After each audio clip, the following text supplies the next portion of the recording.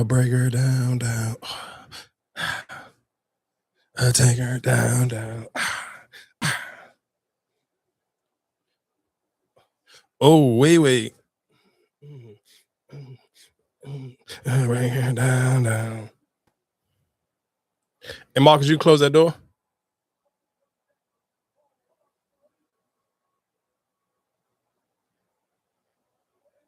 Marcus, you can close this door?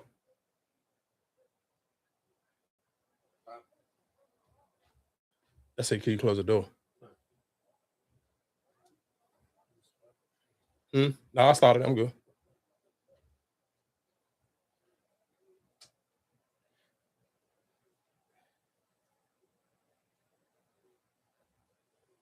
First off, we got to start this off with a happy new year. And I'm going to come off the gate. I'm not going to lie to you. First off, let me slow down.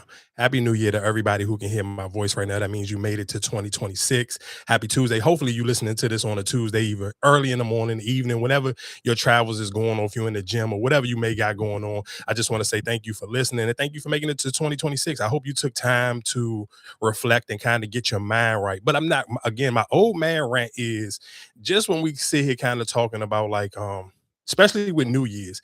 And this is something that I had to ask myself. So this is not a judgment zone. I'm not judging people off of if this is something you do, but I kind of asked myself this year is going to church on New Year's Eve, is that realistically more performative or do you actually get something from going? And let's be clear, I'm sure, like I said, this is not for everybody. This is not a I guess a large scale of people. I literally had to say this to myself and speak to myself and question myself on that because it was like I'm somebody who really just into the word. If you've been listening to this podcast long enough, you know I'm not really into like the music be cool. Like it's not really my bag. I'm just not a music all the time type of person. Like my go-to really listening to music is either like on my way to the gym or in the gym or like in the car. Like maybe when you about to get tired or something like that. Or if you're really just trying to really get in the mood, I understand it. But just like going to church and 90% of the church service on New Year's Eve is more music than it is actual preaching. That's just that bag real honestly ain't for me. And then it was super brick outside. But I asked that question, and one of the reasons why I asked it is because I know a lot of people may like, let's sit here. And the reason why I say is it more performative because a lot of people oppose, oh, I'm in, and again, I'm talking to myself because last year, going into 2025, yeah, in church on New Year's Eve, I didn't go back to church I think I went maybe back one more time the whole entire year. So that to me is kind of like, and not sitting here saying that I mean, of course, if you follow me on social media, literally every day I wake up, I post scriptures and all that. And even if it's a fire sermon, if it's from Pastor Michael, if it's from somebody else, I post those on the regular. So I'm not sitting here making it seem like I'm not still in my word. But again, when I sit here and say the church, like the actual building, sometimes I'm like, are you doing this for whatever you're looking for to actually feed your soul? Like going to this place, does it feed you? Or are you just going just because, oh, I just want to show people I'm in church on New Year's to make it quote unquote feel like you better than other people? So again, like I said, I'm speaking to y'all, but I'm also talking, this is literally the conversation I had to have to myself to be like, you just gotta be real with yourself. Like it was super cold, so of course it's easier to be like, all right, cool. I ain't. But again, like I said, just for me personally, going especially on New Year's, even when I was because I stayed in the house, I even listened to Pastor Mike. But let's be clear, they was on that joke before he got to preaching. But it's easier for me to sit here and say, all right, I must just play. I'm playing 2K. And I can cut cut the music down a little bit until he get on there and preach. But he didn't literally probably start preaching until like the last 45 minutes. And then after he went off, I went and found whatever other pastors I wanted to get into on the YouTube. Shout outs to what's my man? I want to say his name is Pastor Darius, and I want to say he got a church in New Jersey, and he also got one in Georgia. I want to say he may got two in both of those locations, if I'm correct. But again, like I said, that's just something that I just personally had a thought of and had to kind of just have a conversation with myself because I'm just like are you really going to get the word, if especially because again like the church that I normally go to, if somebody I personally don't know ain't preaching, like if Stefan not preaching, I'm gonna go just to my normal jump. They literally, I'm talking about that whole entire day, and they open the doors at like 6, so you're talking about like from 6 to 12, it's literally music 97% of the whole time. Like ain't nobody, like literally he made, and in that situation they made literally only preach the last 10 or 15 minutes after the new year come in. So again, that's why I sit here and say, is it more performative? Because if you're really just looking for the word, like last year, again, like I said, I went to church last year. And Stefan preached literally the whole entire jump into the new year. He preached for like almost an hour and some change. But every church is not like that. So again, that's why I sit here and say, is it more performative? Because everybody could easily, I know a lot, I watch a lot of people do it. Like you'll post, hey, I'm in the church on New Year's, but then it's kind of like, how does the rest of your year portray? Does it seem like somebody who started their new year off in the church? Because that's when, again, when I'll ask, is it more performative, or did you really get some type of fulfillment? Did you really feel your spirit? Are you really trying to change the way you're going to walk out the rest of the year? Or are you just doing it because you want to feel like you better than the people that's in the club? Because I feel like a lot of times for a lot of people, it's just, hey, I'm trying to feel like I'm better than the people in the club. And which I ain't mad at you. You can feel that way because sometimes when you do go to church on New Year's, you do feel better than the people who at the club, especially after you reach a certain age. You do kind of turn your nose up at the situation. And I do kind of even want to tie that into my very next little bit of a rant is for men and women, but especially for a lot of women that I follow via Instagram, you can't sit here and be saying, I'm going to be looking for whatever type of man moving into the new year, because again, how are you presenting yourself via social media? Because it's so funny. It was a go-go. And I don't want to sit here and just I kind of got to just make it super descriptive so people can really get what I'm saying. It was a John O'Bennett Road. I don't know. I'm not gonna name the club or whatever. I ain't even say what bands was playing, but it was, and they played on the weekend, and everybody on social media and people who was there was like, bro, the line just looked like it stink. So again, like I'm sitting here saying, if you sit here saying you want a different type of man, are you gonna be able to realistically get the man that you looking for or you feel like you need? Because I'll ask that question even about the New Year. Sometimes that's why I'm not mad at people who go to church or you want to go to a house party or whatever, because is the man you, especially if you 30 and over, like if you 35 and up, is the man you really looking for to settle down with or bring or come into the new year with? Is he gonna be in the club with you? And I guess it depends on what type of man you're looking for. But I'm just going off of the way that the stuff that y'all complain about or the things that you may cry about. I just don't see that man being in nobody's club, especially when you 35 and older. And I think sometimes you got to kind of be realistic with you going to kind of what you put out in the atmosphere is what you going to attract for real. You can't sit here and think that you're going to sit here and especially when we saying like when you do that 35 and older, you can't sit here and think you about to attract somebody, a 6-figure man, and you up in the club on New Year's, and he might be like in the house. Because I'm telling you, people who don't go to the club on New Year's look down at people who still go to, especially when we talking about 35 and older. They look down on people who be in the club on New Year's. I know people not gonna sit here in a minute, but if you because I'm sure again, and it probably does depend on the city you from. After a while, you've been out for so many years. Like think about if you sit here saying you've been going outside and celebrating New Year since you was 18. If you're 35 now, you talking about you almost been outside for a dub. New Year's Eve every year is like, when do you don't never sit here and be like, I'm gonna pull back a little bit? Or am I tripping, Erica? What's the question? Do you think I guess the question is, do you feel like you outgrow going out on New Year's Eve? I feel like a lot of people do. I don't know if I feel like a lot of people do. Especially if you've been outside for long enough, because it's like, let's be clear, I'm sure we all got friends that you kind of be like, damn, you still go outside on New Year's Eve? And even still, I mean, and just with the things that's happening today, like it's just like, is it really worth being outside all the time? Hell no. And I literally was, and my next thing I was about to say and say, especially to men, and as a man, and I'm not trying to sit here and say this on like no super tough stuff. I understand as men how bad and how much crash out we probably put inside our ego on a daily basis. You probably at least maybe once or twice a week be ready to just crash out because people keep trying you and pushing your buttons. My question for all the men who feel that way, how often do you really want to keep going outside? Because some of this stuff is going to be almost unavoidable. And then it's going to be like, you may not necessarily be willing to take it where the person that you may be crashing out on, you may be feeling like you super tough, and their crash out may be a completely different level of crash out. And that's one of the saddest things to even see going into the new year, to see like, damn, you ain't even get to make it into 2 or 3 days into the new year. But again, and that's one of the reasons why it's like, I don't care what nobody say. Nobody can never make me feel bad for sitting here and wanting to stay in the house.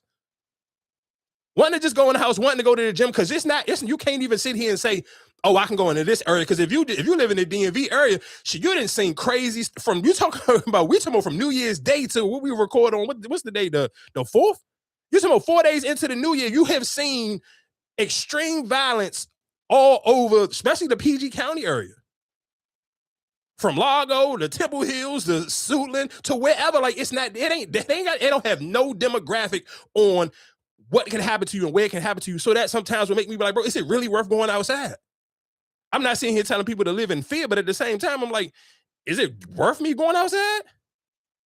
Like, what's the, like, you got to sometimes almost got to weigh your pros and cons. And then again, like I said, if you're somebody and you're trying to attract something different moving into the new year, what are you doing different to attract somebody different? Because I remember especially it was like during the pandemic, and it was this girl, and man, I know one time, I don't know what I said on this podcast that made her like unfollow me on everything and block me. Like she just literally, she had like 3 pages that I followed, all 3 of them just disappeared. So I understood what it was. But I'm talking about super work. I'm talking about like she had an 8-pack. Like I'm talking about like walking around with a 8-pack. But she used to be like, cool, I give you something when you get a 6-pack. And that used to be, but that was, she was just like, I can't sit here and come with this 8 and you can't come with a 2. You got to come closer. You got to get it close to a 6, dog.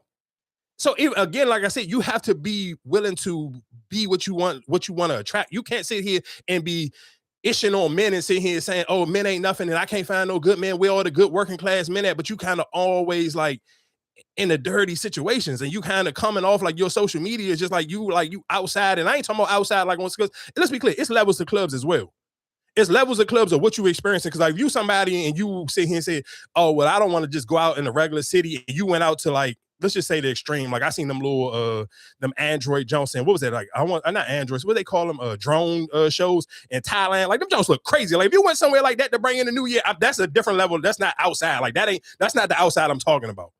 But if you somebody sitting here saying, like, I'm just outside in just the local little bar and I'm smoking hookah and it's just like, and it looked like a bar, like we know the difference. Like, listen, I don't want to sit here. I don't want my words to confuse people.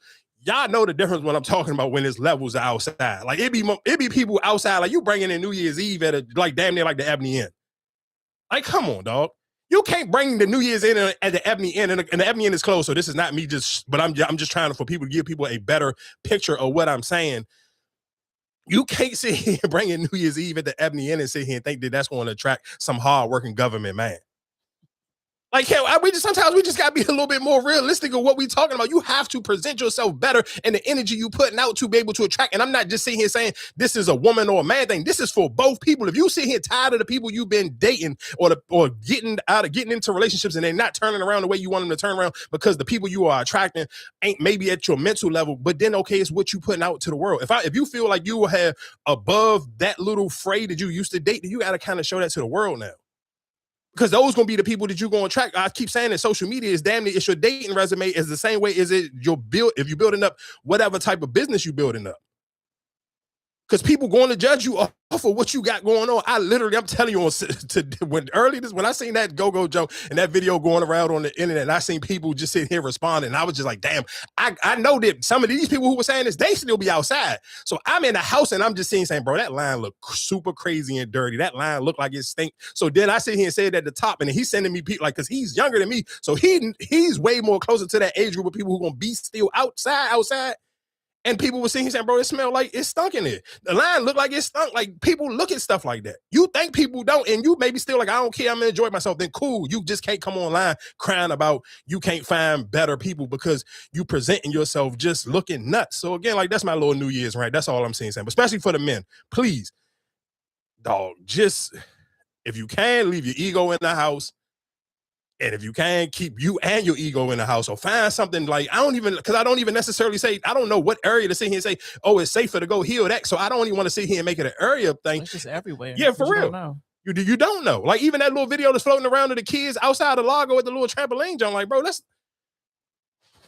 the fuck is going on?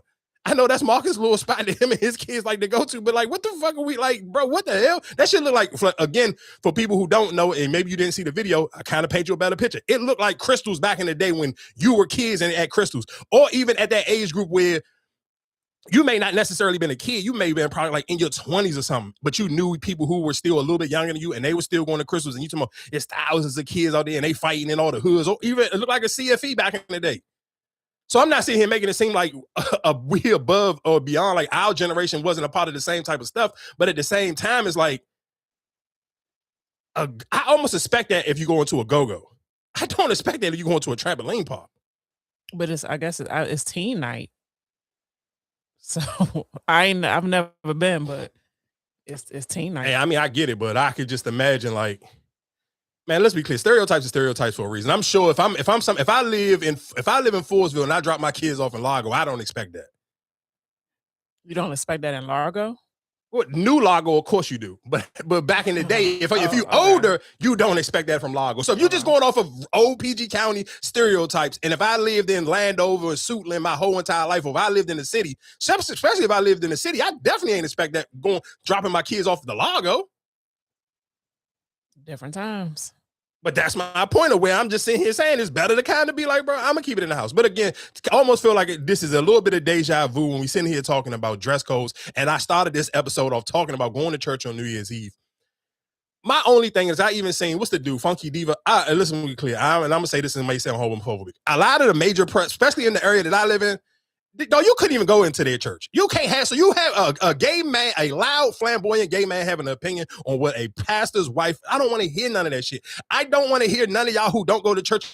And when I see him say go to church on the, if you don't go to church at least 30 Sundays a year, I don't give a fuck about y'all opinion on this man or his wife, dog. And I can't wait for some of y'all to sit here and have y'all little date, and y'all got to sit here and if they're going to tell you if you can go to heaven or hell, because I hope when God said be petty with some of y'all and be like, I'm going to send you to hell because you picked the goddamn housewife over an amazing pastor. Because a lot of y'all be on Jamal Brad dick for all the wrong reasons, dog. Y'all be throwing me completely off. But again, like I said, I feel like this is literally deja vu because we literally just had these conversations last week about Dr. Cheyenne Bryant, how y'all was trying to police her. And I feel like this dress is more acceptable than even like I don't even know how this is even a conversation, but it is a conversation. So here we go.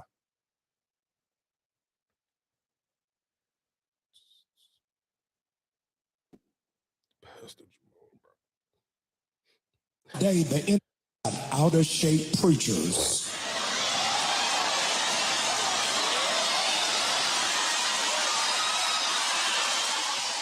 rail on modesty, but have never preached a sermon on obesity and gluttony. It's all right for you to be anointed as long as you don't look like nothing. As long as you look like 12 years a slave, they think you holy. And if you got your hair done, nails done, toes done, y'all ain't saying nothing, smelling good, then immediately church Negroes will make up that you're sleeping with somebody, you prostituted yourself, you played yourself cheap. They don't understand. I got a real sugar daddy, and I will look to the hills from which cometh my help. My help cometh from the Lord. I needed to get this straight. I needed to deal with it head on because the other day the internet went crazy about a dress my wife had on. Now, they didn't say anything about the $4 million that was raised for the United Negro College Fund. They never mentioned that she prayed until heaven came down. They never said anything about this was the largest fundraiser for for HBCUs in the country. But insecure, jealous, petty, small-minded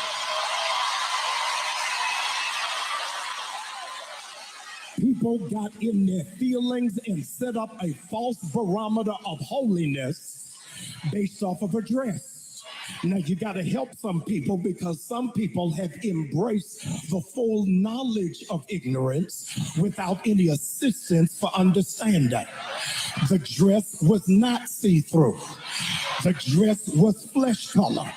But because you ain't never been nowhere and ain't never been exposed to nothing, furthermore, I needed to set the record straight.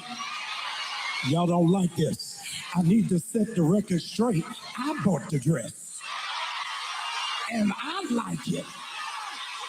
I don't care whether you like it or not. She ain't mad to y'all. She mad to me. Now, if you wanted a first lady that looked like Little House on the Prairie and Holly Hobbie, you got the wrong church. I wanted a wife I would rush home to, that I wanted to be excited to see. When we walked in there, I said, shake it fast, watch yourself. out. Again, man, shout out to Pastor Jamal Bryant. If y'all do not know, if you need somebody to watch, I mean, Pastor Bryant is one of those pastors that I can listen to in the gym because I'm not gonna lie to you. I can't listen to Jamal Bryant trying to go to sleep because y'all know I got some pastors that I can play and it kind of like it's almost like the white noise for me. It's kind of a little bit soothing to your soul and you kind of feeding your soul something different. Jamal Bryant is absolutely what you heard right there. That's him too. That ain't him doing too much because he is defending his wife, but that's the type of time he be on all the time. Like you gonna get that version of Jamal Bryant at least once each and every Sunday. And another thing I love about Jamal Bryant is he not like some of these other pastors where he get too busy and then I gotta go on a sabbatical and this and the third. God, please don't strike me down for sitting here questioning some of your soldiers because they be a little bit shaky with these goddamn sabbaticals they be taking, and these niggas be taking like a month off from preaching. They kind of be throwing me off. But again, shout out to Jamal Bryant for holding his wife down. And my only thing is what I guess my biggest pushback and critique to everybody via social media who had opinions on this. I guarantee you, get down to whatever, set a goal for yourself. It's still early 2026. I know people who normally go to the gym, they hate the new me, new thing. Listen to what I'm telling you. Set a goal for yourself, a weight goal, pick you an outfit I'm talking about your thottiest outfit that you sit here and say, I don't got the body to wear this, and work out to get into that thotty outfit. So you won't sit here and feel so damn insecure and you got to always sit here and judge somebody every time you see them in something that you can't wear. Cause that's all it be. You're never going to see somebody who can pull this outfit off of and be like, oh girl, you should put some clothes on. Like, bro, she had damn near Allen Iverson sleeve on both arms, literally fully covered and fully dressed. But again, I think we have so many people who just can't keep it real with you. Again, even with the dudes who be judging the youngest with the crop tops, I tell y'all all the time, I wish I had a flat enough stomach that I could pull off a crop top. Stop hating on stuff that you just can't wear. So are you saying her dress was appropriate? Yeah, what was wrong with it? And they went to what? They went to a fundraiser? Yeah, like a fundraiser. I think it's for the, I mean, she's not nude. I guess it's whatever, it's flesh color, but like they probably are saying just for being a pastor's wife. Was it like a church fundraiser? But listen to what I'm saying. The pastor's wife that y'all beef with him over is a fucking housewife. This is the pastor. What are we talking about? Oh, she's a housewife? No, his original wife, the reason why women don't like him already. Oh, the old wife was a housewife. She's still a housewife. She a housewife from what's the joint in here, Potomac? Mm-hmm. She's still one of them. But that's his ex-wife. He was literally on the show with her before he got with this woman, with his kids. With the that's who he is. Like, I don't know. I'm just sitting here saying, me personally, and this is the reason why niggas don't be wanting to get married, and this is why so many people cheat. Exactly, listen to what he said. I don't want to sit here and be with my wife and she look like she's 70 years old. I still want to look at my wife and be like, damn, I ain't gotta take no blue chew. I still get rocked up from looking at my wife. And you should, but that's not nobody business. Like who? I mean, every that's not just him. That's every marriage. But like, what are we saying? Like, if she's a church pastor's wife, then I feel like people are looking for you they hold you to a certain standard, right? You should look a certain way, dress a certain way, talk a certain way. Nobody says she had to come and dress like an old maid. But like you wouldn't look at this and be like, oh, she's a pastor's wife. Why? I don't know why not though. Like because they hold them to a greater standard, right? I mean, me personally, I don't. I like my pastors. But people do. But of course, in reality, a lot of people do. A whole lot of people do, and I think that is the reason why so many people get turned off from church, because they hold pastors to a standard that's just like, bro, it's crazy, and it would turn anybody off. Again, I've said this before. I know I've even said this on this podcast before. Though I like to maybe go into the church and it be some women in there with some dresses that's kind of like too tight for church. Because it'll make me want to come back. I want to look at something. I don't want to be in church and feel like I'm in this junk with my grandmother and my fucking mother. Well, you at church for the Lord, right? Cool, but I still got ass. Okay, but you're not there to look at the eye candy. You're there to build your relationship with the Lord, correct? For sure, but niggas still want to. And there are people in the church. They're not the pastor's wives. They're just people. They're the congregation. So, but like I said, they hold them to a higher standard. So it's but listen to what I'm saying. I get what you're saying. I'm not disagreeing with you. There's absolutely a lot of people who hold pastors to a ridiculous standard. All I'm just sitting here saying is some, like, dog, even at the City of Praise, dog, that I forgot the wife's name. Thick, and her dresses be jawline tight. They may not be skin tight where you can't they blending in with her skin or whatever you call those mesh skin dresses or whatever. Right, but she probably can't help that, right? Because she's thick. You can help this. Like if she would have had on a black dress, just a plain black dress, it would have been fine. But for the simple fact that it's your flesh tone it gives a thing like, oh, you know, like it's your skin. Man. You can't compare that to somebody that's thick and they So no do you matter feel? what But they this put woman, on. but his wife is kind of thick, and I think that's what draws a little bit more attention to it. Because if it was she was just like a skinnier woman, I don't think it would even be that big of a deal. It She could probably have wouldn't. she could have that same dress on, but because she got some meat on her, and that dress fit her tight, it's big of a problem. Because if she was just straight thin and skin and bones, If nobody it was wouldn't all care. black, it wouldn't matter. No, it could be the same exact dress. If she was just a smaller woman, nobody wouldn't care. Right, they probably wouldn't. But I'm saying, but if it was an all black dress, like if this dress was all black, it wouldn't be a big deal. But you're giving the illusion that you're naked. Man, I ain't gonna lie to you. Bring back that conversation we had with I want what was it, the 10 million or $1 trillion, or what I want 10 minutes with Jesus. Give me my 10 minutes with Jesus, because I want to know how Jesus feel about these fucking conversations right here. Because y'all be tripping, dog. I'm telling you, when I go to church, I want to see the women in that joint that I can see and be like, damn, I fuck the shit out of her, and I hope she could cook. Like, I just be in, like, dog, because I'm telling you, I be in church and sometimes the sermon might get a little bit boring. My eyes get a little bit wandering. Or if you hear the woman, dog, nothing ain't better than a thick ass woman catching the Holy Ghost. I'm telling it, man, y'all niggas better go to church, though. Enough of y'all just don't go to church. I'm telling, especially you don't go to church as men. I wish in 2026, I hope more men can go to church so y'all can understand where I'm coming from. Because I'm telling you, dog, I be in church and my eyes wander. That's why I don't like going to church with women. Because they know that you looking. Because it's going I'm telling you, listen, I swear to God, it will never fail. It's always going to be the super thick ass lady who's going to be like in her mid 40s and 50s. And she gonna flirt with every man in there she make eye contact with. She is not going to sit here and she ain't going to turn that down. She's not going to turn that little flirtatious thing down. And the girl you with will always feel some type of way. That's why I hate going to church with women, because I'm telling you, that brings the insecurity out of it. Because she know that this woman thick as hell. She in here catching the Holy Ghost and every nigga in here looking at her, and she just super flirty and happy as hell. Man, come on, dog. Shout out to all the thick ass women who go to church, dog. But my only question, right? You're not going to church for that, are you? Nigga, you go, well, I don't go to the club, so if I'm trying to look for a wife, why would you not go to church for that? I don't know. That's it's what you nigga. You still you're not. I'm not about to die. I'm not dying a virgin. But that's my only thing. Is just like when it comes, I guess, to even when we talk about the Cheyenne Bryan or the last, like I think it just comes to your image or what do you It don't matter. It's not no image, though. If people would, I'd rather sit here and see a woman with a tight ass dress on come to church than somebody sit here and go to church and smell like weed. And some pastors don't care about people coming in there smelling like weed. It just depends on the church and it depends on the age of the congregation. When you say something like that, like you coming into church smelling like weed, but people do it. Yeah, people do it. But that's why I'm just like, but when you hear that, it's just like, are we really in there? Is that what you in there? But everybody start differently. So I can't sit here and say that. And I don't want every woman to feel like I can't go to church if I don't have just some super baggy dress, because think about it. How would you let's be clear. If you're a woman who let's say if you work in the regular workplace, but your work clothes may be a little bit tight fitting because you may work in the office with other women. I don't know. Because I don't work in one of those settings, but it's easier for you to put on what you wear to work to go to church. But if you felt like the only way I can go to church is if my dresses and my suit outfits is super baggy, I'm not gonna be able to go. Like, especially think about Shorty, who the bald headed Shorty that work at ESPN with the bald head. And her dresses be tight as hell, but she's still like, I can imagine, but they still to me would be church appropriate. WNBA. What's that, right? No, she do everything. She do what's the joint that come on at 6:00? She do what is that? Sports Center. She do WNBA stuff too, but she got a bald head, like literally like a bald head. She do college football and all that.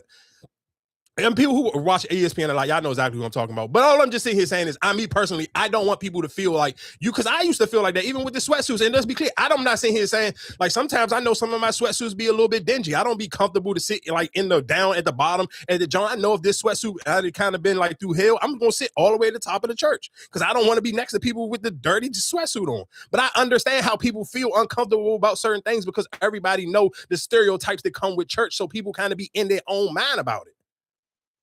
And I think that's not fair to put extra pressure on people to make people feel like I got to be super perfect. I got to come to church dressed perfect. I got to be a pastor. Nobody said you had to dress perfect. I think the thing is about her dress. Like I said, if it was just a solid black dress, I don't think it would be a controversy. But it's the fact that you're giving the illusion like you don't have any clothes on. It's the illusion of it. Nobody's complaining about how tight it is. You're a pastor. You can come to church. Like you said, a full figure woman, her dress, her things might be tight. Okay, that's cool. That's how her body is. But if you're giving the illusion that you're naked, that's two different things.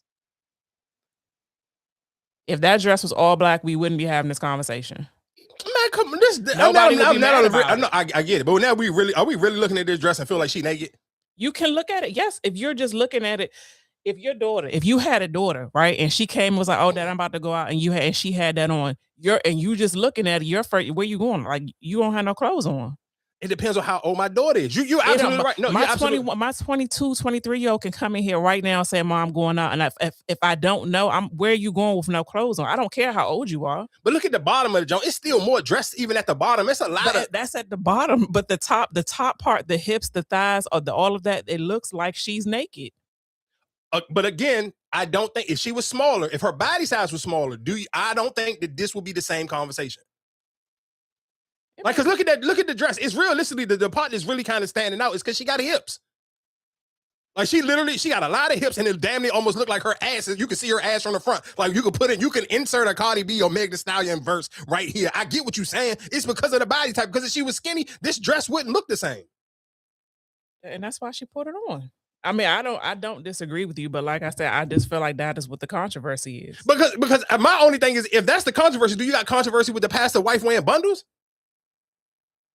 Somebody might, but who cares about the bundles? I mean, but the people that's coming in the church might have the bundles on. But I'm sure if a lot of the women in the congregation had the body type for this, they will rock it. And if anybody in the congregation came in with that on, if people, maybe not the pastor and the wife, but the congregation, but oh my God, do you see? No, listen to what I'm saying. I'm not disagreeing with that. I know for a fact they would be like that. Because I'm telling you, that's why you sometimes, and you know what the crazy thing is, and that's why so many older churches kind of die out and their church just be old for real. Because it'd be like, man, you know the difference. Like, I'm sure if you've ever listened to a Pastor Mike sermon, the way he preached and like the lingo he used, you know for a fact, even when he talked back to his crowd, he'd be like, damn, I wish I was a little bit older because y'all don't do and y'all don't catch the Holy Ghost at parts where if this was an older congregation, they would catch the Holy Ghost. But most younger people want to go where other younger people are. Like, even last year when I went to Zion for their New Year's Eve jump, it was a bunch of younger people in there. So realistically, everybody was kind of comfortable. You didn't feel uncomfortable with having your hoodie on or having your hat on the whole service. Because again, a lot of churches, if you go in there, it's a bunch of old people. Even if the pastor tell you it's cool, you can wear your hat, you still feel uncomfortable that you got to take your hat off because you in a church with a bunch of old people and you know what's right and what's wrong. Like, you know that you ain't supposed to be in the church with the hat on, but just because the pastor say it's cool to wear a hat, you still feel some type of way unless it's a bunch of other men in there with their hat on, or unless the pastor got his hat on. But you just said it, what's right and what's wrong. Yeah, I mean, like I said, I like that dress. I ain't gonna lie to you. I ain't mad. It's a nice dress. It's nobody said it's a bad looking dress or it's an ugly dress. It's just probably not for that occasion for her. That's what the controversy is. It's absolutely a nice dress. Yeah, it's just the hips. I know it is because she ain't even really, no disrespect to the pastor's wife, she ain't even really got no boobs for real. Like, I'm looking at the dress for real, like, it ain't like her boobs just sitting out, hanging out of the dress or nothing. It's really them hips. It's them, because she got a bunch of body, and that shit is really kind of what's driving people insane. But again, shout out to Pastor Jamal Brown. Pastor Jamal Brown is a top 5 dead or alive pastor. You can argue with whoever you want. You can jump whoever out there you want. If it ain't Sarah and if it ain't Pastor Mike, I don't know what to tell y'all, because we all know TD Jakes don't preach no more. So like I said, Jamal Brown is a top 5 pastor right now. When you're talking about YouTube pastors, he ain't number 4 or 5. He got to be in the top 3.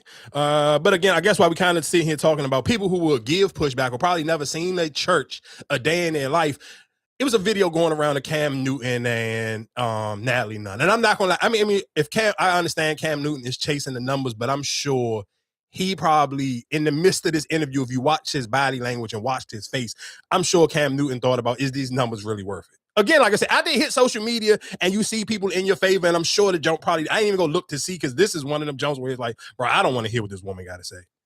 Like, even seeing the clips, and I'm like, and that made me really be like, and that, it's all it's all likes, good likes. I don't necessarily know if they are. And I think that's something that a lot of podcasters, streamers, rappers, when we even get into Drake and the Doechii and Aiden Ross thing in a little bit, you're going to have to ask, is all views and all likes really worth it? Because for Cam Newton, it's like, bro, you couldn't pay me to want to sit in no room with somebody that's stupid. Like, her level of stupidity is just like absolutely insane to me. I ain't even going to hold you. Like, I'm like, oh, where's this girl at? I kind of almost just want to go to the women and just reading her for filth and even actually getting into what she was even talking about. Let's go there first. I mean,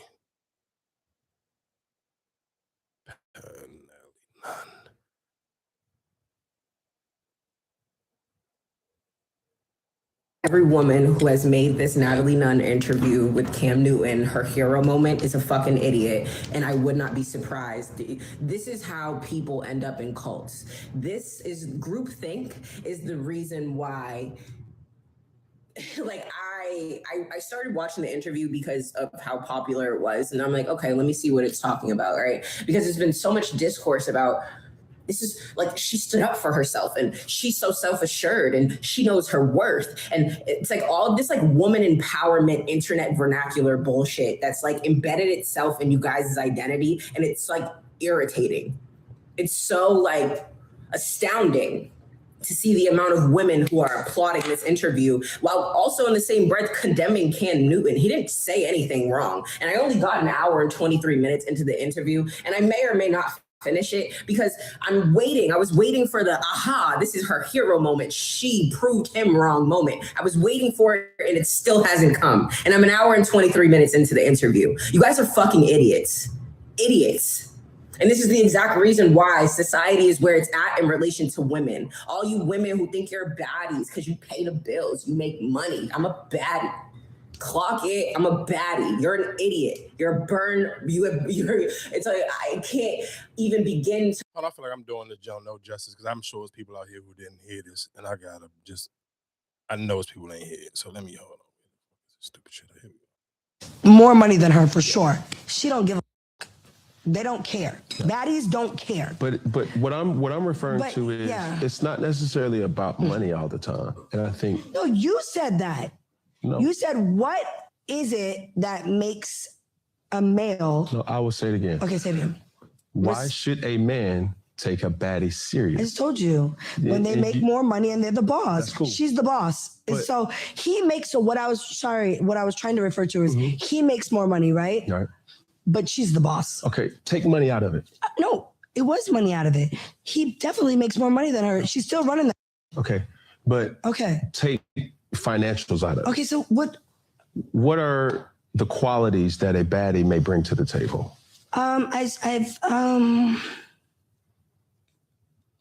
She's definitely more popular than him. I don't even know who the fuck he is. If he wants to be like with a young, successful baddie that is an it girl, that's what she's bringing to the table because she's definitely her follower, everything. She's more popping. So, but whatever. You're not answering my question. No, you just asked. What? No, I'm gonna guide you. I don't know. Don't guide me. Oh my God. I'm trying. Yeah. I'm trying to get to an answer. Right. I don't know.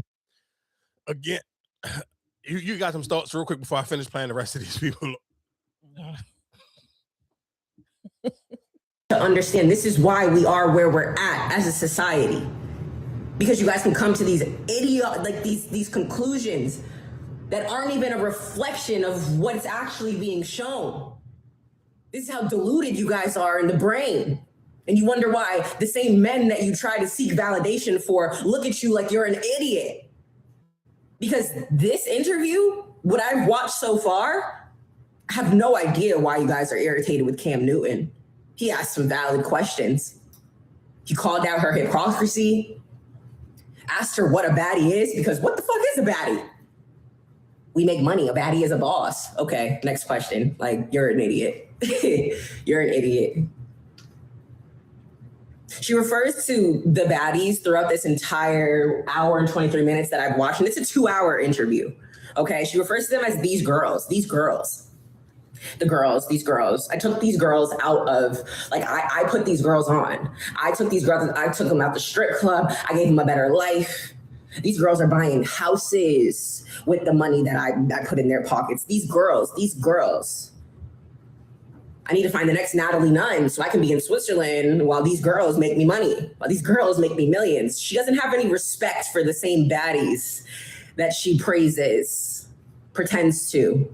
Right. I've seen so many comments of people saying Natalie is so much smarter and intelligent than you guys let on. You guys are confusing her identity with her job. You guys are fucking dumb. You guys are idiots. You're confused. You're the idiot. You're the dummy. She has a degree in sociology and communications or whatever. That just means that she weaponizes her intelligence, her book smarts, for all the wrong fucking reasons. You guys are idiots. Are we still not remembering? Are we like forgetting what the Baddies platform is and what it represents?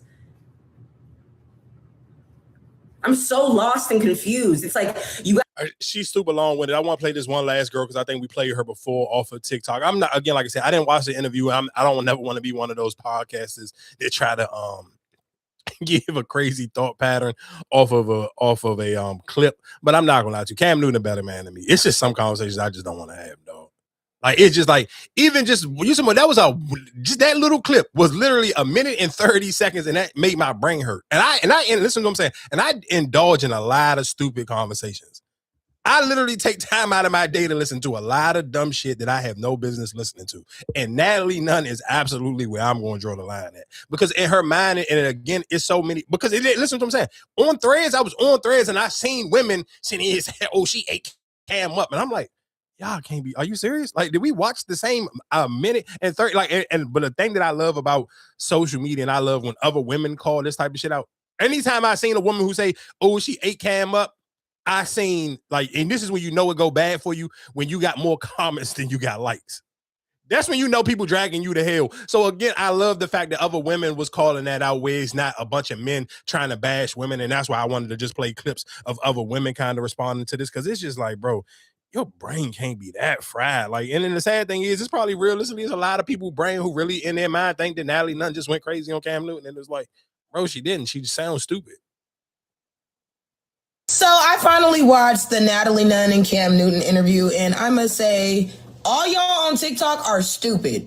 And at this point, I've come to the conclusion that they don't got their fathers, because these baddies need some daddies. How can y'all sit here and say that Cam Newton was manipulating this bitch? This nigga couldn't even say a fucking word, and it was his fucking show. So I have a couple things to say pertaining to the interview. And I wrote some notes down, but I don't even think I need my notebook because it's on my brain right now. First and foremost, Natalie Nunn, what the fuck is wrong with you? She is prime example of how bitches don't know how to shut the fuck up. Like, bitch, you weren't doing nothing but being loud and wrong. Talking about money this, money that, money this, money that. All you talked about was fucking money, bitch. What else do you have? Do you have substance? Do you have fucking logic? I don't fucking think so, because you didn't use it.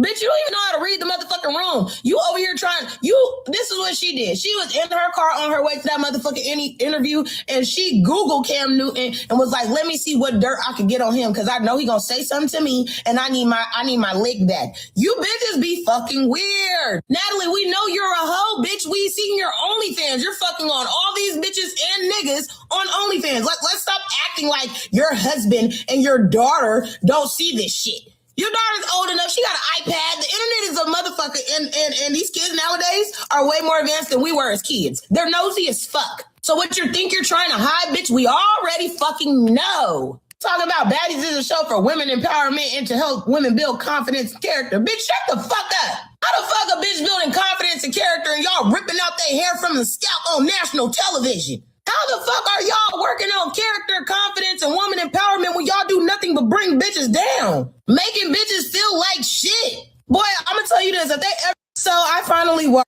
Hey, again, that's why I said sometimes you got to clear the room out and just get an alley-oop and let a woman beat another woman's ass. And that's why I just say I don't got nothing else to say about that, because Cam Newton is a better man than me. Shout out to these women who use their platforms and their voices at his highest power. And again, like I said, I know the times that we live in, that's not going to deter women from still cutting on baddies. But again, that goes back to the very first point I was making at the beginning of the jump, when you sitting here saying you looking for a new man and I want this, that, and the third. Ladies, let me tell you something.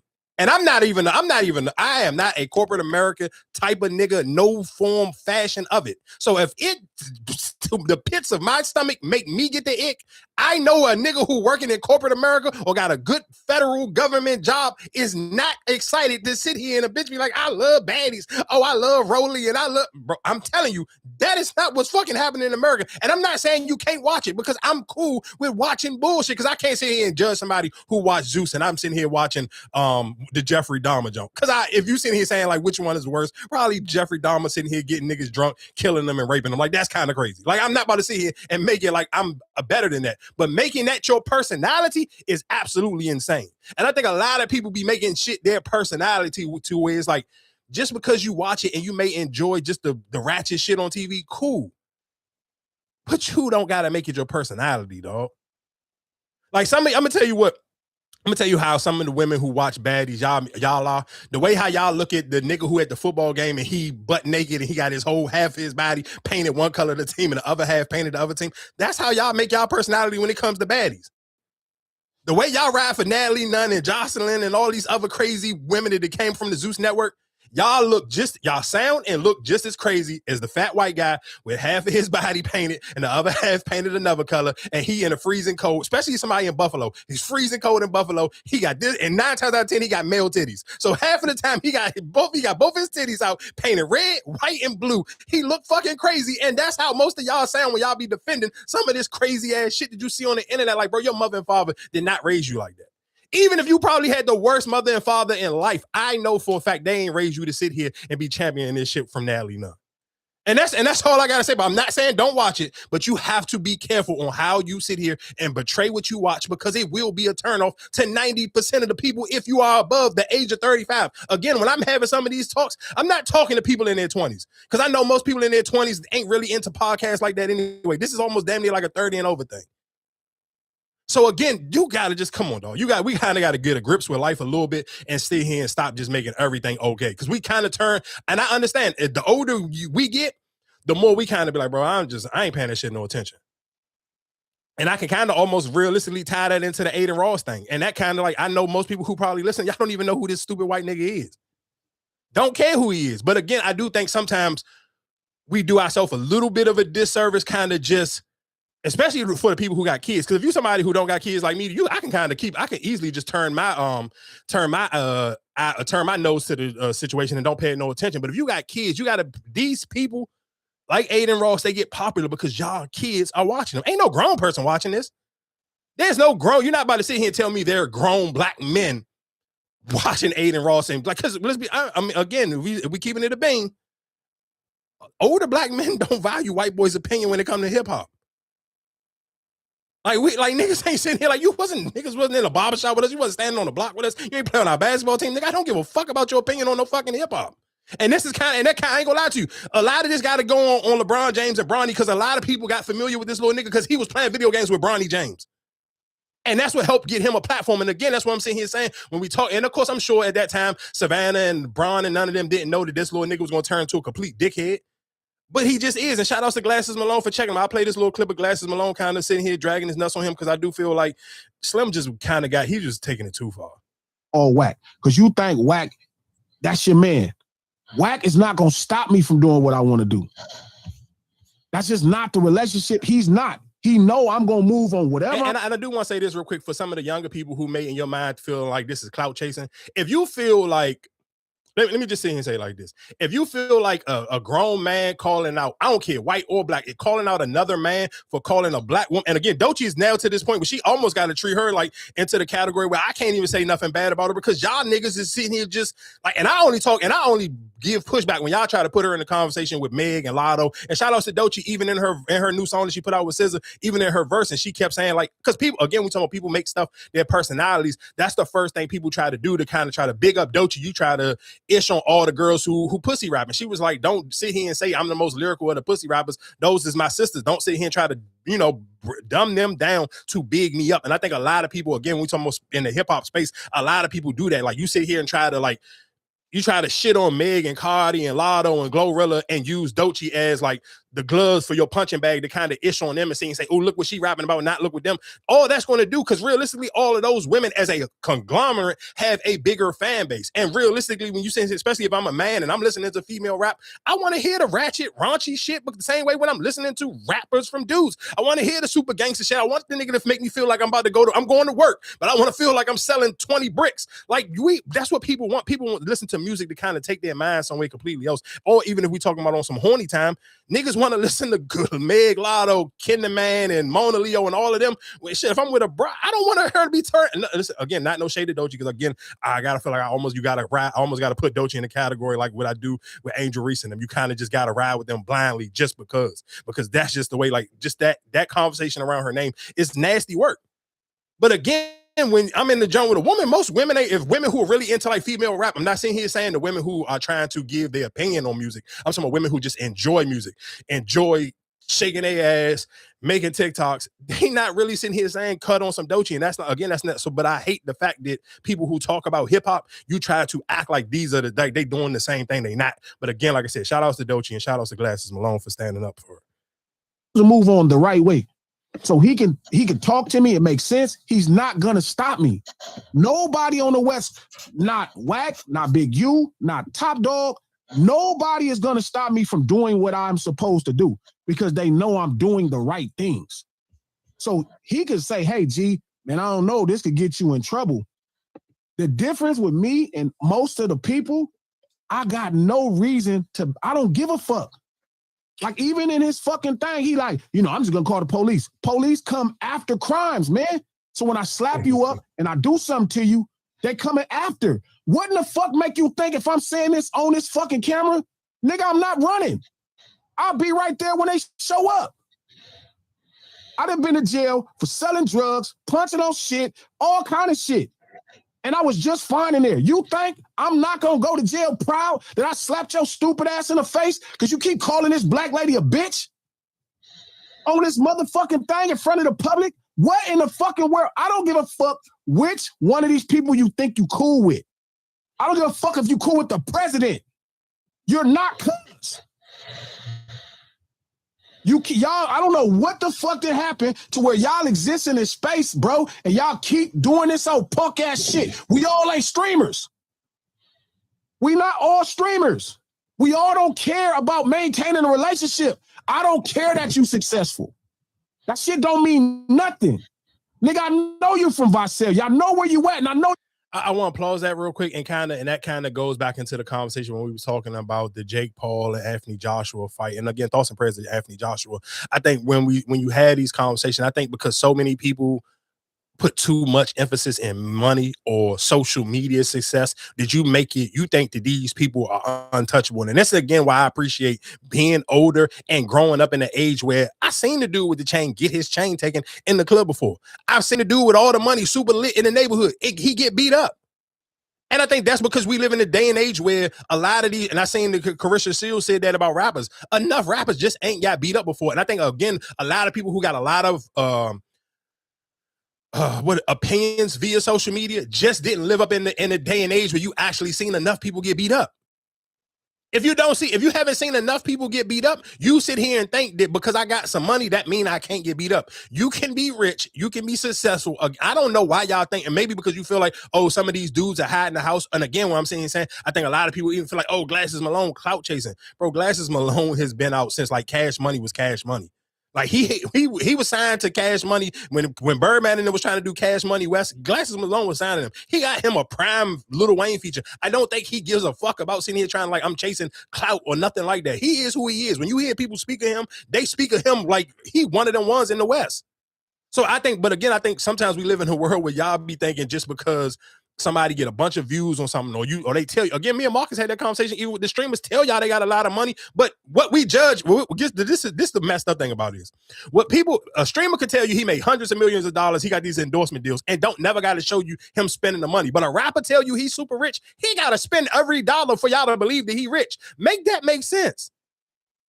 Why do the rapper got to show you he got money, but Adrian Ross or any of these other little niggas can sit in the house and never got to spend a dollar? You don't know he got no money. He be on the fucking joint in the streaming with a basic ass t-shirt on. But y'all be sucking it. Like, again, that goes into parenting and it goes into moms and dad ain't sitting in here telling you what you watching and not critiquing what you watching. Again, when I was a kid, you watching a movie, an adult movie with your parents and your family, put your hands over your eyes. Again, we need more parents to sit here and bring that type of energy back. Put your hands over your eyes. What the fuck are you in there watching? Because that's how this type of shit get popular. This little nigga should not be that popular in the black community. He shouldn't even be a conversation that we even have to have. But it's already to the point where you got to have it now because like you can't just keep turning the other cheek. Because if you keep turning the other cheek and no real niggas ain't saying nothing or saying this some hoe shit or sitting here standing firm and supporting a real nigga for sitting here calling out hoe shit, then nobody never gonna have the balls to call out hoe shit. So again, shout out to Glasses Malone. People that fast. Everybody in the streets have told me where you at. Nigga, you from my motherfucking state, nigga. And you playing this shit. You can't call Wack. You can't call the president. Can't nobody stop me from doing what I want to do. So I'm telling you again, Stop disrespecting that fucking lady. You can make all the content. I'm going to get. You got fights coming up. You try to promote fights. I'm going to get next to you. All I ask you to do is respect that black lady. Do your job. Make your content. Stop calling this lady out her name. Y'all streamers keep finding ways to disrespect black people who own this shit. And I totally get it. And y'all think, well, they fight each other. It's not the same. You are a white man. I don't give a fuck who you pray to. I don't give a fuck if it's Abraham. I don't give a fuck about none of that. You are a white man. Boy, you better look at this camera. That's y'all problem. Y'all games. And that's how y'all socialize with humans. And you've been saying all this dumbass shit behind this game. You, Neon, all these cornball ass niggas. And y'all got all these niggas that fuck with y'all because they think y'all can provide them some level of exposure. Because I don't care. I don't care. I'm not one of them. You better ask. And again, I guess I could discuss where he even just said with the level of exposure thing where I can kind of double down on. I think rappers have to be okay with building up relationships with smaller platforms again, like back in the day when rappers had to go to every market and sit with this DJ at this radio station. Every joint ain't big. I even sit here and seen Charlamagne. He was doing an interview on Poor Minds and he was just talking about how like he was in South, and I want to say, I forgot what he said that ranked like as a market. He was saying that was like a what kind of, oh yes, that's what I'm talking about, Baltimore. Yeah, nigga, yeah. Y'all know Marcus ain't in here because he's trying to watch this Ravens game and these motherfuckers is down 10-3, you bitch ass niggas. It goes into just the whole marketing thing. Like you can't skip. I think everybody, because again, he's absolutely right. Everybody want to sit here and be buddy with the streamers because they got the most views and this, that, and the third, and all of these people is watching them and now, so you're sitting here realistically, you selling your soul for views. And again, that's again what I'm saying like, is all of that worth it? Well, you can sit here and say, yeah, I may not be able to go run and get 1 million views because I'm not going to sit with Aiden Ross no more. But could I go get 1 million views if I had to go sit down with 100 other people? And could I be help building up my people? Like if we talking about somebody like Young Thug, because he went and sat with him. If you were to sit here and done more smaller platforms and help build them up, and now you got people who are going to sit here and ride with you religiously just because. But again, we be at the space where everybody, you trying to skip spaces or you trying to make yourself feel like you bigger than whatever. Get back into sitting here working the Chitlin circuit. And you got to even work the Chitlin circuit when it comes to building up platforms or sitting here building relationships on platforms. Because those people matter. Those people get, so I'm saying, I don't care what you see and say. If I managed a rapper, I'd rather my artist sit here and sit down with 100 smaller black radio hosts or podcasters than sit here and go run and sit with some white boy who may get a bunch of white kids listening to him, because 9 times out of 10 all of them ain't coming to shows. You already see that ain't none of that sitting here turning into album sales. Young Thug went and sit down with him. 6ix9ine sit and do content with him all the time. Hey, when the last time y'all went and go listen to a 6ix9ine song? So again, like I said, with all that being said, I do just think people got to be very careful on how you selling your soul just for some views and some likes. I guess because we talked about him, I guess we might as well get into this Drake and Steak situation, because his Aiden Ross was attached to this as well. Let's go with a little breakdown. In 2015, Meek Mill and Drake put out their song Rico. And say what you want to say about the Iceman, that boy do not be lying in his rap. First things first, Rico is a buzzword. What Drake is seemingly actually being investigated for is money laundering. This example, we're going to use fictional numbers that are easy to round up and down so you can, follow along, but plug in the actual numbers when you do your own research yourself. Step number 1, Drake has $20 million and he needs to buy $20 million worth of streaming bots, but he can't pay the streaming firms directly because that's payola, and payola is fucking illegal. So what does Drake do? He gets an endorsement deal from Steak. How much is the endorsement deal? $20 million. And it does not matter that Steak's money is $20 million clean, because they are going to pay for Drake's streaming bot form, meaning that don't matter who paid for it, this is dirty money. Remember, we're starting with dirty money. But this is perfect for Drake, because now he can take his 20 million endorsement, which is actually 20 million in dirty money, and just mix it with the real money that Steak is making from all the people that they finessing and flim-flamming and spending money on their app.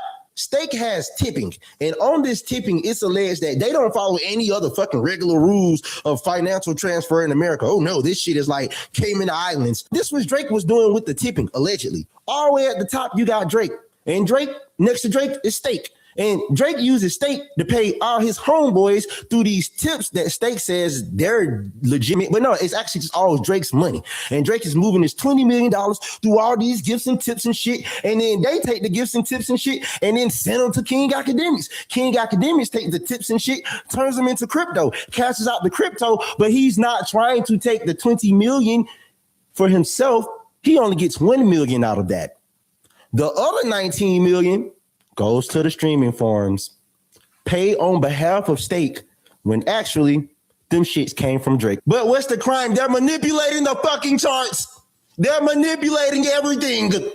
And now when Drake suddenly gets $20 million in fucking streaming bots, 6 months later, his album looks like the biggest album that ever came out. More endorsement deals, more concerts. All of the dirty money has now been turned into clean money that Drake's get paid off the songs that he bought it up. This whole thing is a fucking shit. Wow. Yeah, that's a scam. This last step where Drake takes his dirty money, cycles it through the entire system, and that last thing is able to make clean money that he can then put into his pockets. That's called integration. In 2015, Meek Mill and Drake put out their song. So again, if you didn't, I guess maybe if he was a little too country for you, he was talking a little too fast for your liking. He basically was letting y'all breaking it down on the alleged Stake streaming, I guess, money funneling. So basically, they sit here trying to. And I do think even when a lot of people, I mean, of course, because I'll play one more person after this. I'll play the guy, his name is Touré. And Touré is the dude that Jolly already copped the deuces to Diddy because he was outside of, when Diddy was on trial, he was outside. He was one of the people outside of the trial thinking Diddy was about to get 50 years. Or whatever the case, he was talking super greasy about Diddy. Like he thought Diddy, it was over Diddy. He thought Diddy was going to be done. And he was talking cash money about Diddy or whatever the case may be. So when he ended up finding out Diddy wasn't about to do a bunch of time, he had to come back and apologize a little bit to Diddy. So again, like I said, I'm going to play this clip from Touré because I think he's one of these people where to me, he kind of a little bit misleading because I don't care if Drake finessing the numbers when it comes to streaming. We can't sit here and discredit Drake's hard ticket sale ability. And this is something that he was trying to do in this little clip. Drake is not a stadium artist. King Green pointed this out to me on Rap Latte. When Drake tours America, he does not do stadiums. He does arenas. It's a big difference. Arenas are where NBA and NHL teams play, and they're generally 10 to 20,000 seaters. Stadiums are where NFL teams play, and those are like 40, 50, 60, 70,000 seaters. If you're a touring artist, there's a gigantic difference between the arena level and the stadium level. A difference in how big you are, a difference in how much you make. Now, when you look at the streaming numbers, Drake is one of the biggest artists in the game. Spotify's top 4 most streamed artists for 2025. Number 4, Drake. Number 3, The Weeknd. Number 2, Taylor Swift. Number 1, Bad Bunny. Bad Bunny does stadiums outside the US. Taylor and The Weeknd do stadiums inside the US. Bad Bunny is a stadium artist outside the US. Taylor and The Weeknd are stadium artists in the US. But Drake is not. Why?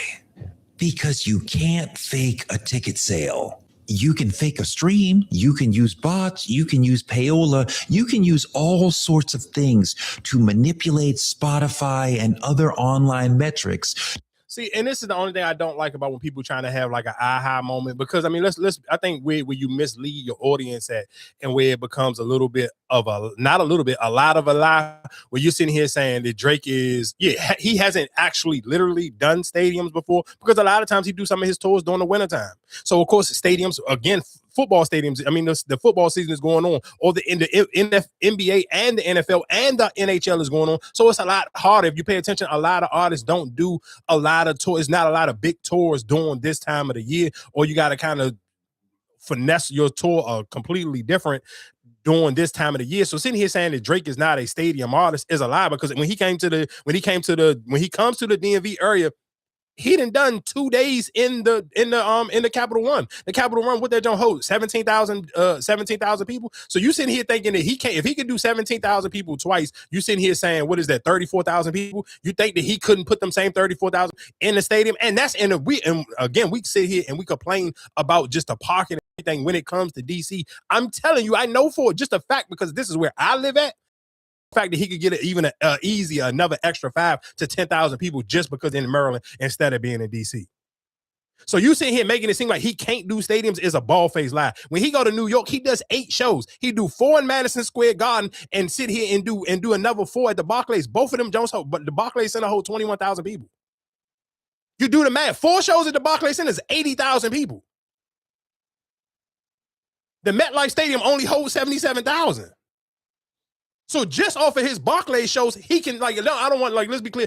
It's cool if you want to see and say, oh, look at Drake, he got caught doing the streaming jump. But let's just not sit here and mislead your audience, because that's you just lying to your audience for no damn reason. Like it's like this, you're not gonna get you don't get no cookies for sitting here just making up shit. Again, that's 77. I want to say I'm sure that the Madison Square Garden got a whole 19. So you sitting here telling me if I can do 8 days in one city. One in Madison Square Garden and the other, I've never been in either one, so I don't know how. I think what's name is bigger than both of them. What? Verizon is bigger than both of those. Oh well, so that's because if I'm not mistaken, I know Verizon was one of the biggest. But even so that's my even all I'm just sitting here saying is it's just very misleading to make it seem like he goes to these cities and he only do one show. Like he only can go to this city, he only can do one show. Like bro, you come on, dog. You sitting here saying you sitting here telling me when he go to Texas and he go to do the joint at the Spurs joint, he do one at the Mavericks joint, he do one at the Rockets joint. You telling me he could not just pick one of them fucking joints and people wouldn't drive to come and see him? He can go sit here and do the dial and can't do the Cowboy Stadium or can't go do the Houston Texas Stadium. Like, come on, dog. Like that's my only point where it's like I get what it's cool. He got caught with his pants and Drake is doing it. But let me tell you why somebody had to come out and show that he was faking his numbers, because most of the time, outside of probably this year, when people are doing their music wrap up, most people are listening to Drake. So that's why it's so easy to believe, and nobody never question the numbers, because you personally know people listen to him. Like niggas ain't like we not about to sit here and make it just because. But yeah, people listen to him. But do you think people go to those venues? That's why I say I don't even get them spraying those. Like now I get the whole they talking about the little trial thing. I get that part where you trying to say, all right, where you finessing people or using people for your image. I get that part, but talking about him being a stadium or arena, I don't think that matters anything. No, I think it matters for people who's trying to have. If you're trying to have an aha moment, they feel like it matters to them because they sitting here feel like they're trying to prove a point where it's like, okay, see, he could fake these streaming numbers, but that's why he can't sell out stadiums. That's what he was just trying to say in this clip. But that's what I'm saying. I don't think, like I said, if you talking about the whole them getting over on the stakes part, that part, you using your audience, whatever the case may be, doing that, getting over that. I can get that part. I can understand why somebody might argue that. But like I said, you keep bringing up stadiums and arena tours. I don't think what do it matter? If you're going to go, you're going to go. Like Taylor Swift do it every time. So I don't, where do you get long as they make money off it? Shit, what was Chris Brown? I think he's the most right now off of that tour. So that's what I'm saying. I don't get, like I said, I don't understand. Every year is going to be a different number. But you can't hold, like I said, so what Kendrick did for that tour, or whatever the case may be, I don't understand why people keep bringing up what you can sell. Because like I said, at the end of the day, I guess you're missing what he was trying to say. He was trying to basically sit here and say that Drake could fake his online presence, but he can't. That's the reason why he's not a real stadium artist. That's why he's trying to tie the two together. He's saying that because he's popular, he can't popular. No, yeah, he's basically sitting here saying if Drake numbers was real. Like how basically, because that's why he did the streaming thing, saying that Bad Bunny was number 1, Taylor Swift was number 2, number 3 was The Weeknd, and number 4 was Drake. And basically saying all of those artists are stadium artists. Drake would also be a stadium artist if we was just going off of his online numbers. That's what he was trying to say. And the reason why I played it and to give it some rebuttal is to let people know that that's kind of misleading, because he does do arenas, but when he does these arenas, he do multiple dates at these arenas. Don't make it seem like he just coming to people's city. He going to New York and he only can do one date in New York and he got to roll. But as of right now, with Drake and his popularity, would you compare, like, you don't put him still like in a rap category, like packing out, like you compare him to like the Beyonce's and Taylor Swift now, right? Of course. And that's what he was comparing him to. Oh, okay. And that's why he brought up the ticket thing when he was talking about the stadiums and arenas. Because I mean that is the difference between him and them.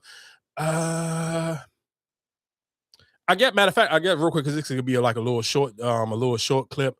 The young lady who's sitting here trying to put James Harden out on blast, and she's sitting here trying to say that she was trying to save his image. And this is when I think all women should just have like a male homeboy. And I'm saying, when I say a male homeboy, I don't even mean just like a nigga who ain't trying to hit. He could even be trying to hit, but you need a male homeboy to run sometimes your common sense things through. Because I don't know what she thought James Harden image was, but nobody thought James Harden wasn't out here hitting all the hoes. Nobody on God's green earth thought James Harden, we was putting James Harden in the same category we was putting Steph Curry and LeBron James in. So when she's sitting here saying you're trying to save his image, you ain't saving, nigga, you playing with yourself, you ain't playing with us. Yeah, because people really last what's name was the Kardashian. Nick, no, listen to what I'm telling you. Niggas did not even know he had a whole 6-year-old until he just did this Netflix series. Like niggas, listen to what I'm telling you. The two of the biggest takeaways from that goddamn Netflix series that they just did was nobody knew that James Harden already had a kid, and then the fact that him and his girlfriend is about to have a kid. So I don't know, when she's saying she's trying to save, like you just trying to save face for him and his actual girlfriend, you wasn't not for the fucking public. Like nigga, the public, everybody joke about him being in the club too much. That shit, I mean, people kept trying. What was that, Lil Baby or one of them? Exactly. Keep trying to put gay allegations on him. So you sitting here saying that you was saving his image. You wasn't saving his image. Again, that's why I think sometimes, man, women need a homeboy. You need a homeboy to help you run this play and kind of get your mind right. Because she is tripping if you think that you was saving James Harden image by not putting him on blast about whatever he got going on. But again, like I said, that's just sometimes just women. Did the homeboy theory really stop that? If you value your homeboy opinion. Like if I got a homegirl and she telling me she fucking James Harden, my homegirl ain't about to sit here and just be, and you're not about to pop out a baby with this nigga. He's on the back end of his career. So whatever you're gonna get right now, whatever you may get today in 2026 for child support, that is not what you're getting in 2028 because it's not guaranteed James Harden's still gonna be in the NBA in 2028. No, I'm just saying, like the homeboy opinion really values that much when it comes to women. I mean, if it depends if this your real homeboy or not. I'm not a woman. Erica's a woman. Ask her. She right there. I feel like, it might. I mean, or maybe it's just the fact that you have somebody there to be honest with you. So at least you know what you're getting yourself into. Instead of being like, oh, I ain't know, nobody told me.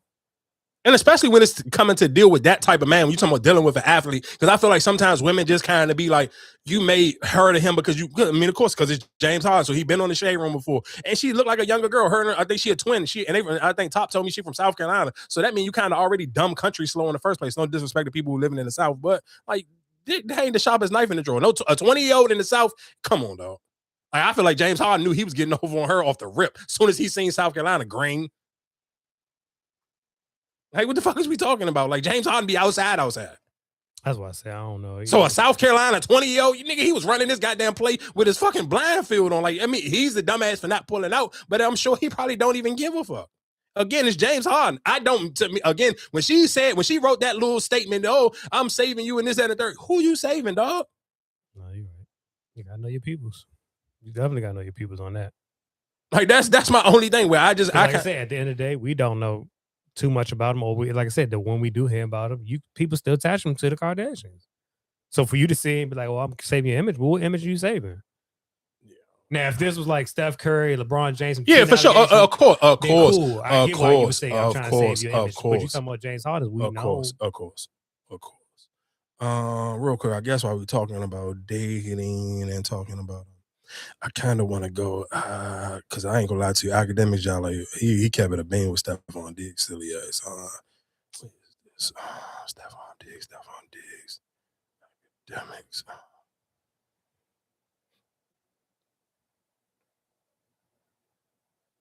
Damn, I thought I sent it. Maybe I didn't send it to myself, or maybe he deleted it. I don't believe it. Come on, fuck it. Oh, here we go. You need to be neutered, nigga.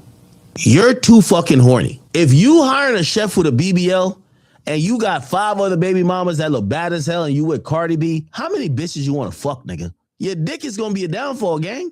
You're doing too much. Now, and again, that might be a little bit hypocritical for me to say because that's most men. Most of us men, our dick is our downfall. We too horny. We can't, like, it's like we have an insatiable appetite for more. Why, if you hiring a chef, why you need a bitch with a BBL? I'm gonna show you the chef.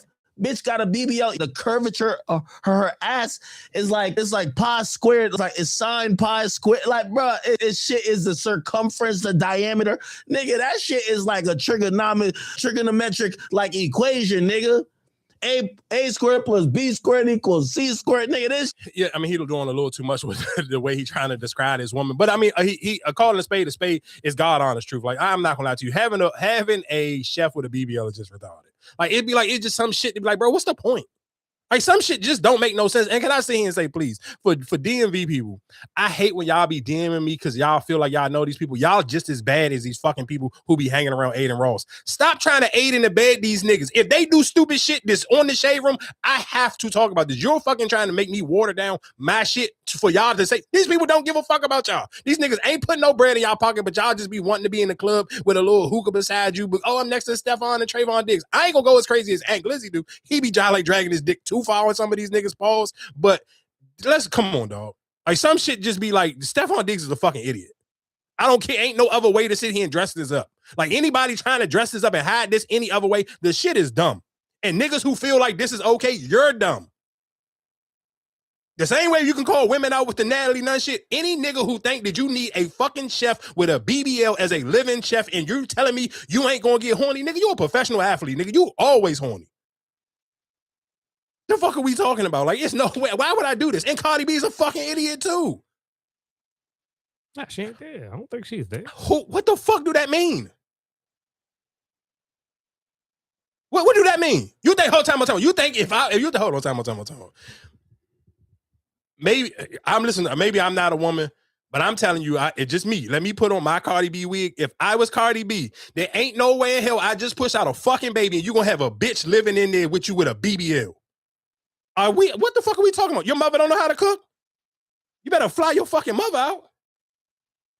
You got some fucking before? Was the chef there before? No, this happened. This chief. No, listen. They had an incident December 3rd. Or him and the chef. Yes. Oh, I thought it was something like old. No, this is brand. This is brand new. She just got hired this year. I don't give a fuck when she got. Well, guess what? When she got hired, and me and you became a thing. Guess what? Even before me and you came a thing, when we found out we was pregnant, hey, you need to holler at her, pay her. You can give her a severance package, pack her the fuck up. A lot of people, like I said, we said this before. A lot of people want to get over. You know they got the money, you still want to get over. It ain't no getting over, dog. That shit is retarded. Yeah, no, it is retarded on your part. Like I said, because especially nowadays, how many people just press charges or file this and file that? You definitely just pay. You need to calm down. Y'all need to. Yeah, it's too much to lose, dog. You got way. No, it is. You got too much to lose. Like, and it's too easy now. Way too easy now. Like, come on, dog. Like, nigga, like you talking about every day. In a minute we'll play the Will Smith shit. We talk about his brother. I mean, I don't necessarily know if the shit. That's why I say I can't go off the Aunt Glizzy shit. I don't know if that's real because the Packers picked that nigga up too soon. Like, I don't like you can't. You want to pick him? I mean, but you can't. But nobody don't know the real answer. So you about to see. At the end of the day, it has some validity to it because remember him and what's name got he got into a situation before. I think they was trying to do that. So that's what I'm saying. It kind of you kind of believe that. Because if you sit here, you came home Christmas Day and all right, we ain't playing no more till today, you're going to try to get an extra day in. For sure. So that's what I'm saying. But at the end of the day, you got to be smart about situations. Like I said, if that's the case, how you got caught up by doing that. Yeah, I mean, like I said, I hear what you're saying, but I think just the NFL be just on complete dickhead shit with niggas. I don't think the Packers. I don't think the Packers would pick him up that fast if that was the real case on why he got cut. I just don't think that would happen. What? He has a name. He ain't done shit all season. He hasn't, but he still has a. I feel like he still has a name attached to him. Because, like I said, even when the Cowboys paid him or took care, like I said, he still has a name on him. I don't know. Like I said, I don't know. And maybe Parsons might have told him, "Oh yeah, he can do X, Y, and Z." He still has a name on him. So you gonna take him? I don't think no other team would take him because you had to pay that. You had to pay that guarantee money. Yeah, I don't. Like I say, I ain't gonna believe it until I ain't seen no. If and the sad thing is that the fact that y'all going off of like niggas is running with a fucking story from Aunt Lizzie is the craziest shit I ever seen. Like y'all, the ESPN, ain't nobody else pick up this fucking story, but that's the story that y'all running off is fucking insane to me. I ain't gonna do that though. And I live here and listen to promote that. Why won't they? Nigga, they promote any fucking thing else. They ain't gonna promote that. They definitely not gonna. I cut him because he was at a concert. They're not gonna promote that because it's like you said. It sounds stupid on the organizations because that's the reason why you cut this man that you paying all this money to. I hear you. Calm down. Y'all need to calm down. Is y'all cool? Y'all been dragging me for 3 or 4 days. I can't change. I can't go back in time. You know what I'm saying? I already had a baby. Y'all want me to put my baby back in my... Huh? I don't know. What y'all want me to do? Y'all want me to leave my man and yours? You want me to leave my man and just go and yours? I don't know. What y'all want me to do? What y'all want me to do? Don't be dragging me. It's enough. All right? It's enough. Leave me alone, though. Again, I guess, man, we can go right into. Matter of fact, let me give a little bit of positive news. And I seen that people were trying to give Coco Gauff a little bit of hell for these comments real quick. But shout out to Coco Gauff. Coco Gauff won the, her first match in the U.S. Open. I do want to play this clip, and but I also think it's. I'll be honest, no. I feel like we're definitely in the tennis department the worst when it comes to that. So I've always said I wish our country and other places would show up throughout the world as we see like maybe smaller countries support. But I also think it's just because of our country is good in so many sports. So like it's just hard. But yeah, I definitely think there are Americans that come out more in Melbourne than necessarily here. But I would like to see some more Americans if we make it to Sydney than there were last year. So people were kind of I guess people got upset with her and trying to give her pushback. My only thing to Coco Gauff, and I seen her even write on Twitter and she responded to it because people were trying to drag her for like sitting and saying like, of course, most people can't afford to go to tennis matches, and most people definitely can't afford to go to see no tennis match outside of the country. So I don't necessarily think it's just because because of a sport, because we into other sports or whatever the case may be. I just think people can't afford it. So I do think realistically, I kind of understand where some people might hear this and feel like she a little tone deaf, that you kind of don't understand the ticket prices, and you don't understand that everybody don't got money to travel like that. But I don't think it's just for, but you got to take it from just how you said, just Americans too. I think she probably trying to get the other audience. You know what I'm saying? No, of course, no. I get what she's saying. So I think that's more so, like I said, the Americans can probably, and like I said, going out of the country, probably paying for those things is a lot cheaper than paying for it if it was here. I mean, I honestly, yeah, I don't know because I ain't never tried to even look at a tennis match. But I do know tennis matches is expensive as hell to go to. I think of even like sporting events is like the most you would pay for to travel and go out of the country and all this, boom, boom, boom, compared to you paying for what you would spend in the country is 10 times probably less.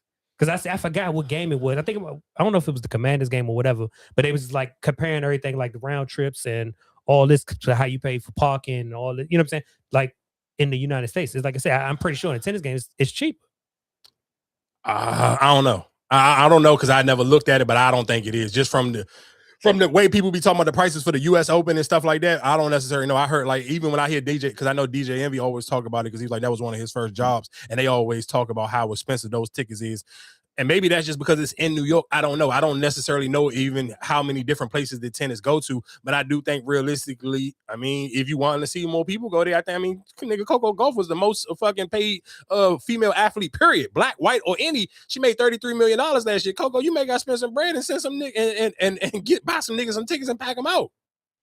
Niggas will go there and support you, but sometimes some shit people just can't afford to go to. So you can't expect for people to show up the way they do for football games and basketball games because the price ain't the same. So, I mean, that would be my only pushback to her. But again, like I said, shout out to Coco Gauff. I mean, people are going to always, anytime I see something with Coco Gauff name on it, I always sit here and reshare it and post it or whatever the case may be. But that's all I can afford to do, Coco. I ain't going to hold you. I got to support you from a distance because that shit ain't cheap at all.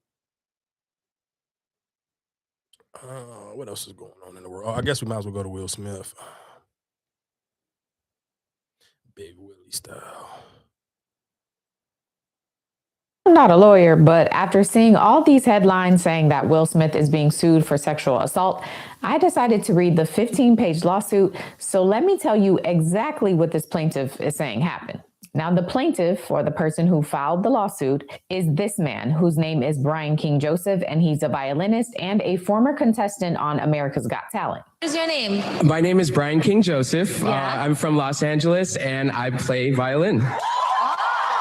According to the lawsuit, Will Smith and Brian King Joseph first met after Joseph did some studio sessions with several high-profile artists. After those sessions, he was referred to Will as someone that could potentially be used for some recordings. In November of 2024, Joseph meets Will in person and shows him what he can do on the violin. From there, Will agrees to let him play at an upcoming show he has in San Diego. Now, the San Diego show, which was in December of 2024, goes great, and according to the lawsuit, Will then invites Brian King Joseph to be more involved in the performances and tells him that he's a valuable member of the team and offers him more stage time during the shows. And their relationship, according to the lawsuit, grew even closer. The suit says that the two of them began spending additional time alone, with Will Smith even telling Joseph, quote, "You and I have a special connection that I don't have with anyone else." Okay.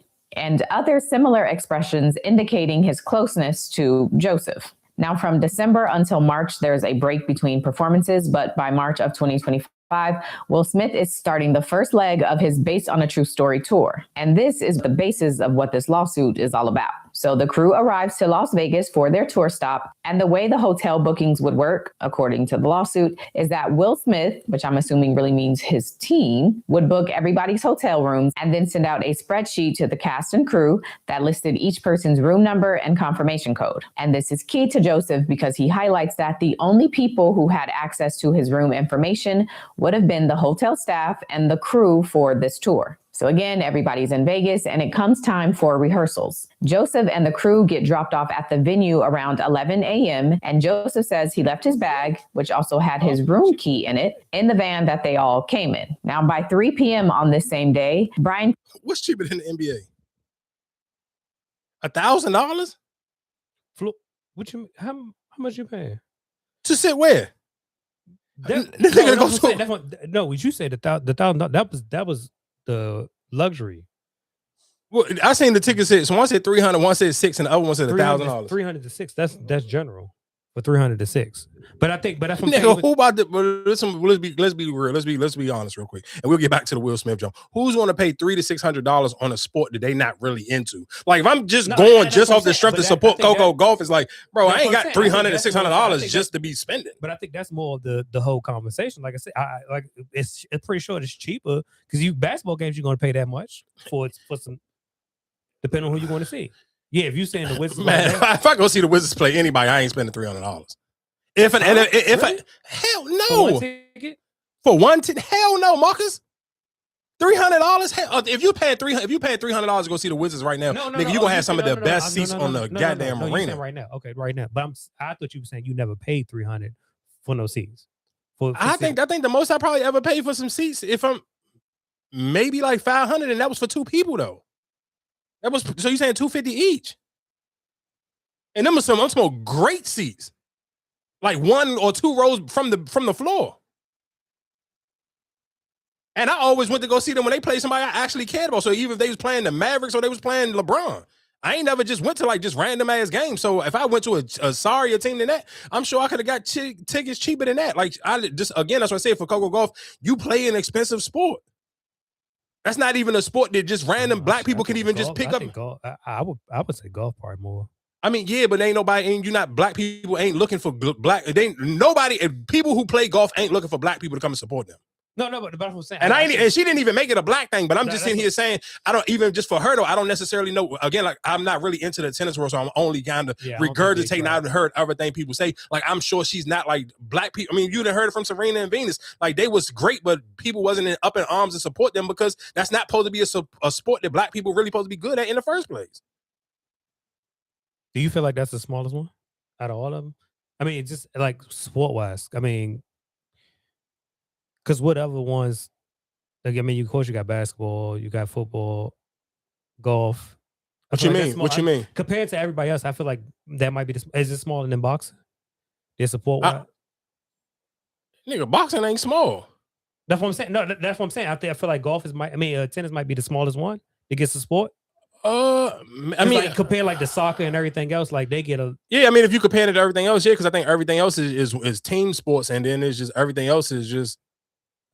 I mean, the price of admission, that's what separates shit. So I mean, I don't know what to tell her.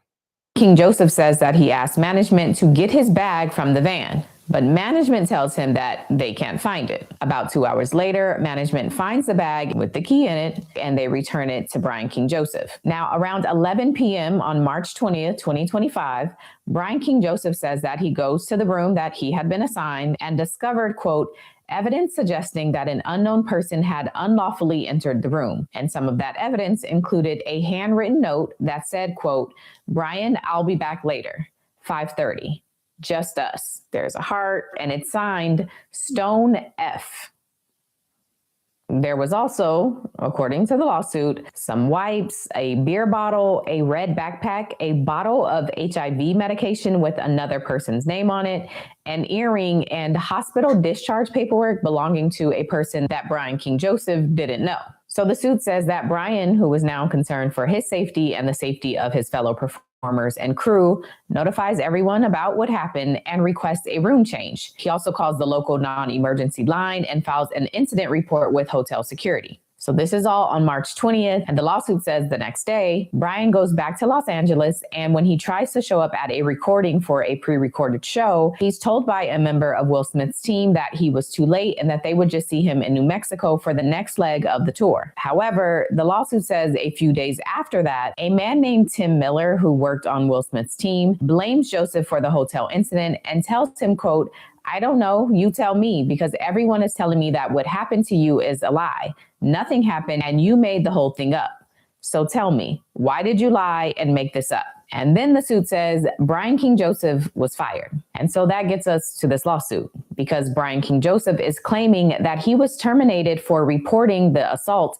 And even though Tim Miller told him part of the reason for the termination was because the tour was, quote, moving in a different direction, Brian says that's not true because they hired another violinist for the tour after he was fired. And so the suit says the facts of this case strongly suggest that Will Smith was deliberately grooming and priming Mr. Joseph for further sexual exploitation. The sequence of events, Smith's prior statements to the plaintiff, and the circumstances of the hotel intrusion all point to a pattern of predatory behavior rather than an isolated incident. It goes on to say that Will Smith's actions caused Joseph severe emotional distress, economic loss, reputational harm, and other damages.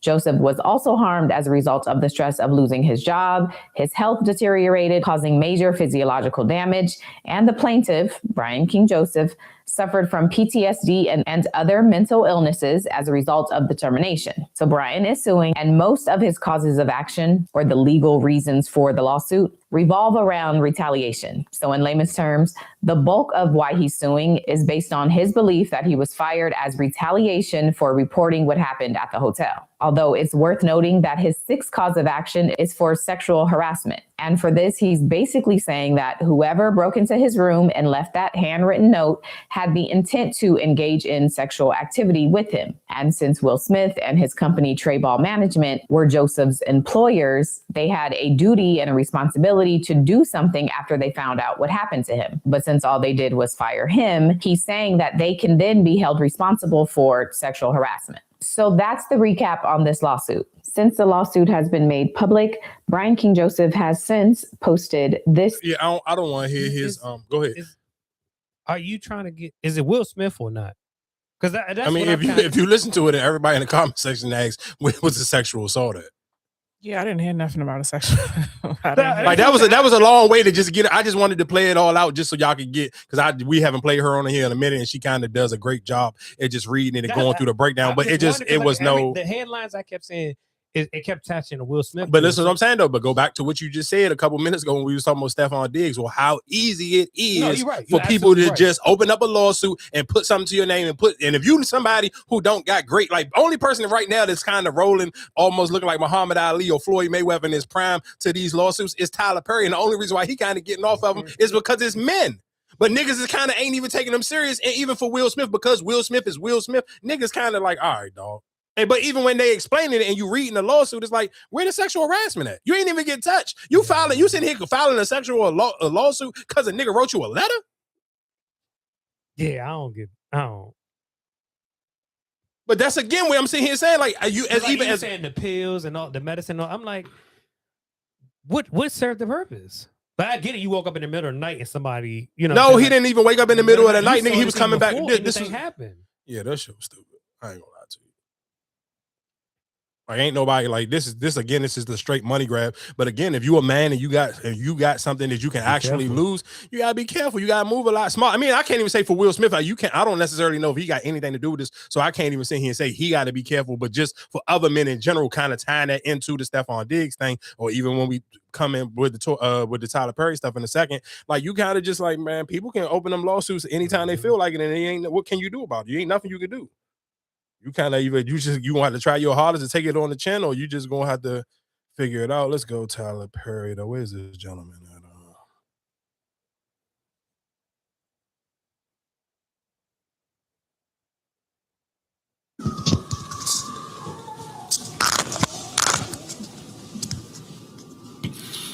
Hey guys, first and foremost, from the bottom of my heart, I want to thank every single one of you guys who came and reached out to me and messaged me and showed me love and support. I want to thank you guys from the bottom of my heart, seriously. It takes a lot of courage to move forward and put yourself out there like the way I did. But Tyler Perry knows what he did, man. He knows what he did. And I ain't gonna make y'all sit here. I'm just looking at this nigga. One pause. No, this nigga arms, chest, and shoulders is too big for you to say and be trying to get a lawsuit on anybody, though. And that's the shit. And it's messed up. And it's the messed up that niggas do shit like this when it's men sitting here doing it. But dog, I don't care. I judge niggas, dog. You look like you bitch more than I do. I mean, you're not about to sit here and tell me no man sitting here and sexually harassed you. I don't want to hear that shit. You ain't in jail, nigga. Terry Crews said, man, I don't give a fuck what Terry Crews said. Oh, we live in a real world. I'm not, but in 2026, I'm not going here for the bitch shit. Nigga, you gonna be a man. Put your fucking man pants on. Put your man underwear on. I ain't trying to hear none of that shit, dog. You're a fucking man. Man the fuck up. Ain't no grown ass man sitting here. This ain't no kid. This is a grown ass man. I don't want to hear no grown ass man telling me that somebody sexually harassed them, dog. I don't want to hear that shit. That shit is for suckers. That's some fucking gay shit. That's some bitch ass shit. I'm not trying to hear that shit, dog. You wasting other people's time. And I even hate sometimes that these blogs and shit be picking some of this shit up. I get there to be slow news days. It's slow news days, and then fucking report some sports or fucking take a break off the fucking internet, dog.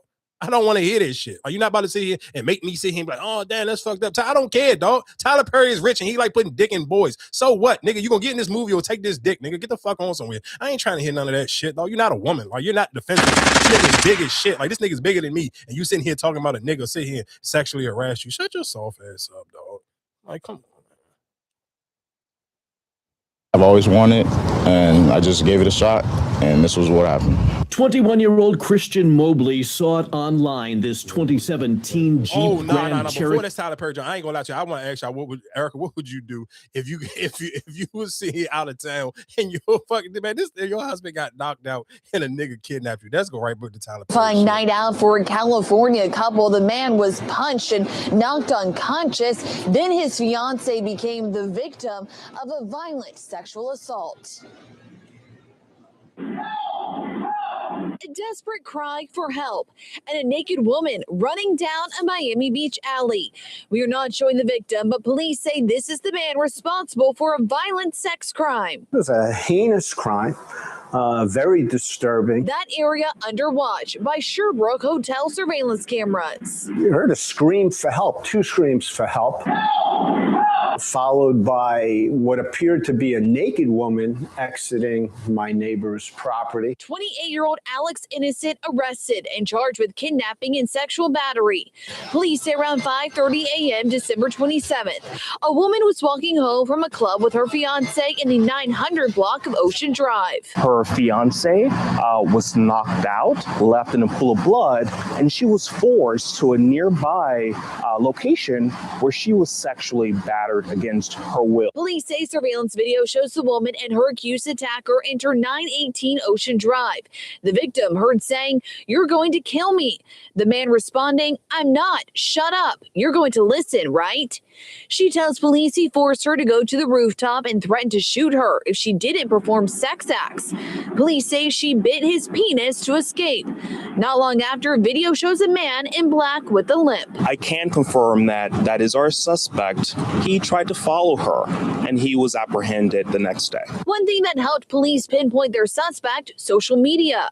Our subject bragged about this on his Instagram stories. Police say when Innocent was arrested, he was wearing the same clothes seen in surveillance video and had a backpack with marijuana and mushrooms. Count 2, there's probable cause for kidnapping. Innocent in front of a judge Monday and remains behind bars.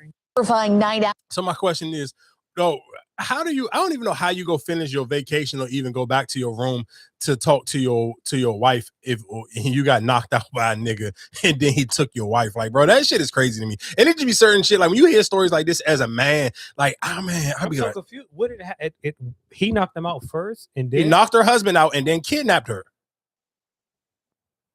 Yes. Vacation over.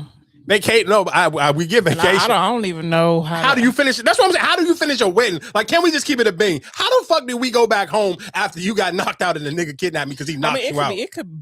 He could have attacked him from behind. So it's not, we can't. Okay, yeah, no, for sure. Cool. If he hit you from behind, we give him a pass. If he used the weapon, cool, we'll give him a pass. Let's just be a little bit performative. What if he just squared up and knocked this nigga smack out? Okay, but then that's what I'm saying. I think sometimes you got to give kind of people credit just because you can't judge a book by its cover. So but my thing is like, did y'all get into it? Now, if you got into it, and you was like, oh nigga, I'll fuck you up, and then you got knocked out. Yeah, no, it's over. So you saying it's over? The marriage is over? Yeah, it's over. But if it were, because it's hard to come. How do you come back from that? No, I'm just saying, like, just whatever the case may be, something broke out, and then you trying to defend, and then you got hit. I would be more upset if you sitting here, you was the one talking shit, saying you about to whoop his ass. But even still, I understand, but I feel like even still, because anybody can get the best of you. Even what, I don't feel safe with you anymore. Yeah, that's what I'm about to say. Like, I hear you, but it's that one because again, if he hit him one good time, you know what I'm saying? That's what I'm saying. If he caught him one good time. But okay, you got knocked out, but I was sexually assaulted. I can't necessarily say that I feel safe that you can protect me. Yeah, that's a tough one, dog. Like this one, hard. like I understand that people may not look at it that deep, but this ain't no story that just kind of just let sneeze like shit just gonna be smooth. No, but you don't after it's over. Man, nigga, how do you? And I don't even know how you go home in the family. How you explain that to her family? I get that conversation. That's what I'm saying. I do get it, but I'm just like, dog, like if you was the one talking shit, then I understand. Marcus, no, it's not even about talking shit. It's just about did you realistically you can't even little niggas not. No, of course I'm not saying I didn't put a size. I don't even know what size of any of these men are. That the size don't have nothing to do with it. But we talking about we live in a real world. The word that everybody love to use, especially women. I need me a man who could protect and provide. Protect go smack out the window when you get knocked out and you got put to sleep where this nigga was capable enough to kidnap your woman after he knocked you out. How do you as a man, okay, let's just say she be like, oh, it's cool, I understand, like I forget. How do you as a man feel like you can move forward with the wedding with her? Like, how do you let her down? Wouldn't you feel like you let her down? Yeah, that's a tough pill to swallow, dog. Like we even if it didn't go to the extreme where he didn't sit here and even kidnap her. Let's just sit here and say if he would have knocked you out and then he smacked her, the shit still the premises is still gonna be the same. This was just the extreme. Like he knocked you out and he took it to the extreme. But it's just like I don't like. How do you make her feel safe again? Only way you can realistically make her feel safe again if you go get you a gun license or something and be like, you gonna have to be on your Rambo man shit. Come on, Lamar Jackson, you ain't gonna be none of them allegations today, John. Would that even make you safe? Like, oh, you can't. If you ain't got a gun, you can't protect. I mean, I'm just saying. I mean, I guess it just depends on the woman because I think some women kind of know that even the niggas that they with right now, and this ain't even happened, probably can't protect them outside of a gun. But you just feel like this nigga gonna let his gun go. Like, come on, though. It's a lot of women out here who just dating a shiesty Nike Tech skinny bony nigga out here who just toting a pistol, and you know for a fact if he physically had to get into a fight with somebody, 9 times out of 10 nigga gonna knock him out. But this nigga he keep his gun on him, and he ain't gonna let no nigga get close enough to knock him out. So I mean, I get it. Just depends. Again, I say it depends on the man. Like I can't. It's hard to kind of realistically sit here and explain some of that stuff. Like I honestly I just don't know. But I know for a fact it ain't no way in hell you're gonna tell me that you're gonna be able to go back to a normal relationship after your walk down the aisle after that. I don't know. Yeah, that's a tough. I ain't gonna lie to you. That is a hell of a that's a hell of a pill to swallow afterwards. If Rose on the other side, would you? What you mean? Like if your girl. I wouldn't care because I don't think it's just a man. I'm not expecting my woman to be Carissa Shields. Okay. You make jokes. I wouldn't even make jokes. Like, how do you like? Fuck no. How you gonna make jokes about your girl getting beat up? Like, where the fuck is? Wherever would it be a place to joke about that? And you think that shit gonna like? Hell no.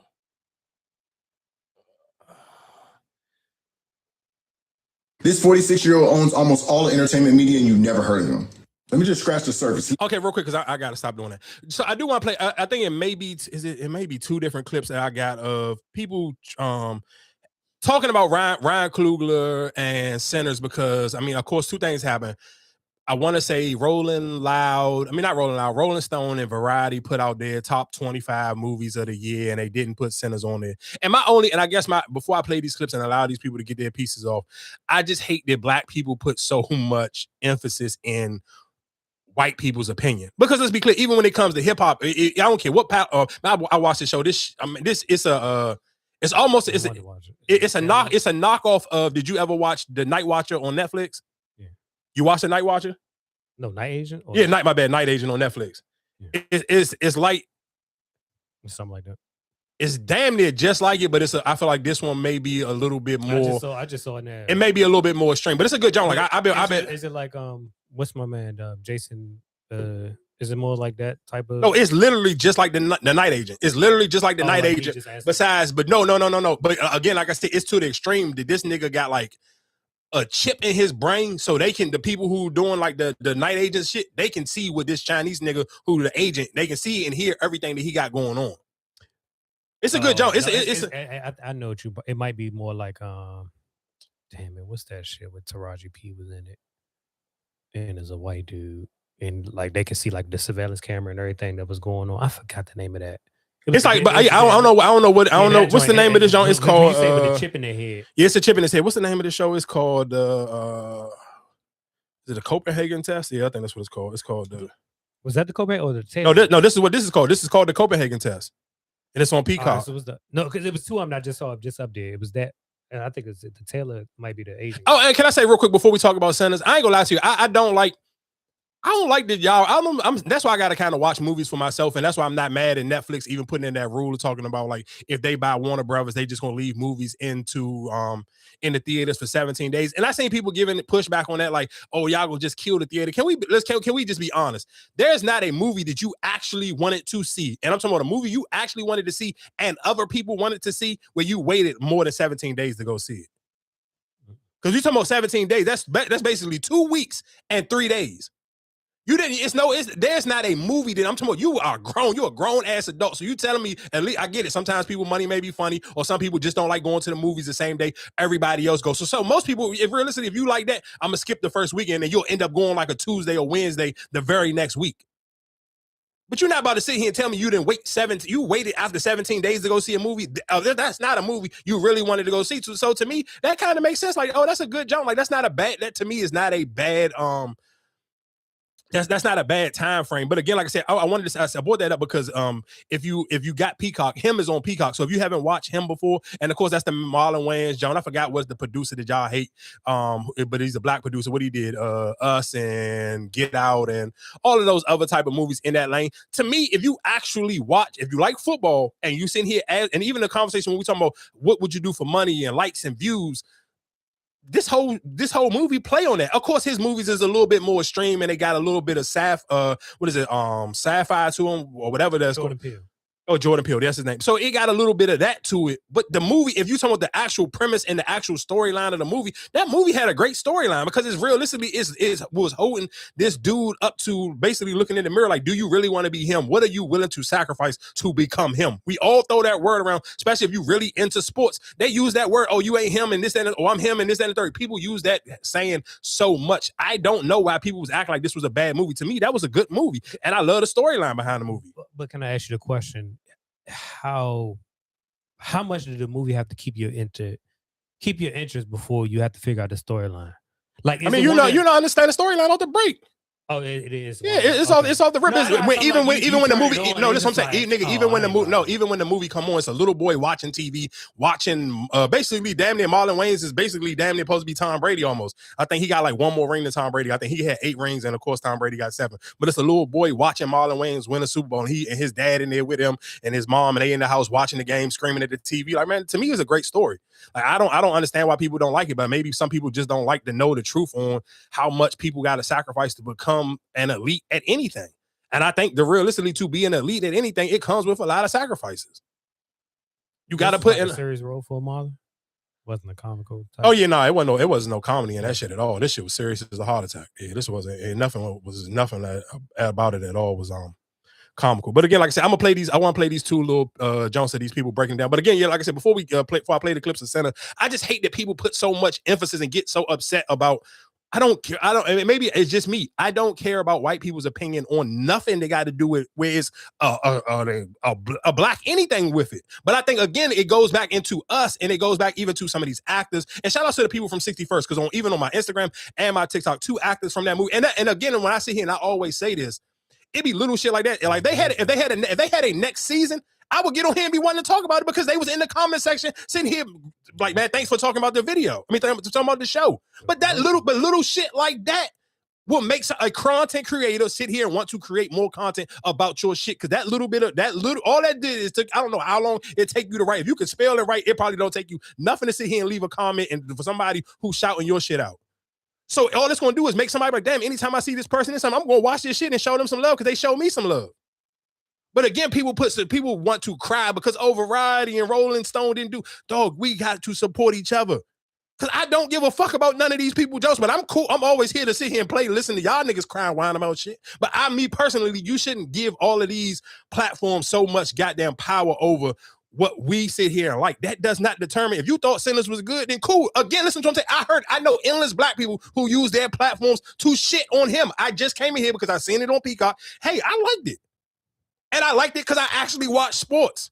So the shit made sense. So a lot of the wild gay shit that niggas had to do endorsement deals and take pictures that niggas may not be comfortable with doing to take a picture in certain outfits, the nigga had to sit here and say, do you want to do this or you don't want to do this? Are you willing to do this? Are you willing to miss out on your mother's birthday?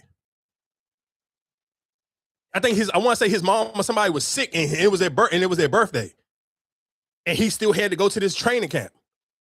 Like, it's little shit, it was little stuff like that in the movie that kind of, I don't know why y'all don't like it, but I mean, if you don't really fuck with sports, then maybe you don't, maybe this doesn't do nothing for you, or you're not willing to sacrifice certain things. Maybe you just don't want to see this. But again, like I said, I liked him. I'm gonna play these little jumps to the center. What was the because even me saying, I'm like, what all the blood and stuff? Like, what did that? Because I think that's probably why I didn't even pay no mind. Because okay, let's sit here and say, I think the blood part was like, let's say they was at a football practice and man, this little drill they was doing was like, it was super extreme. So like,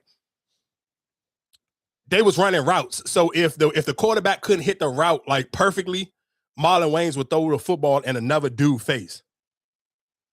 And literally and the nigga kept fucking up. So the dude face was, I'm talking about broke, bleeding like shit. And the dude with the bloody face kept saying, I'm all right, man. I'm all right, man. I'm all right. Yeah, that's what kind of turned me off. Because to me, it looked like it's about to be some zombie type. Nah, that ain't none of that shit. No, and that's what I'm saying. But the way the cover is and all that, like the way, like I said, the way I looked at him, like, what the hell, like all this it wasn't blood and all that. that. It wasn't that. It wasn't that. This 46-year-old owns almost all the entertainment media and you've never heard of him. Let me just scratch the surface. He owns Variety, Hollywood Reporter, and Deadline. So that's the big 3 entertainment news. He owns Billboard and the Billboard charts, Rolling Stone, WWD, Footwear News, IndieWire, Vibe. He also has a 20% stake in Vox Media, which owns all of these properties. Those are just publications. He also owns a bunch of experiences like the Golden Globes, the Country Music Awards, the American Music Awards, South by Southwest, the Billboard Music Awards, So You Think You Can Dance, and the Streaming Awards. He doesn't want you to know who he is, but that's what I'm here for. The first thing you need to know about Jay Penske is that he's a bigot and an asshole. He's the type of person who will be drunk in the parking lot of a Nantucket yacht club, urinate on a woman's boots, grab her, push her, and allegedly yelling, "You're not white enough" at the woman. Shortly after that 2012 incident, Penske bought Variety, apparently for the purpose of shutting down the story, and we didn't see his mugshots until earlier this year.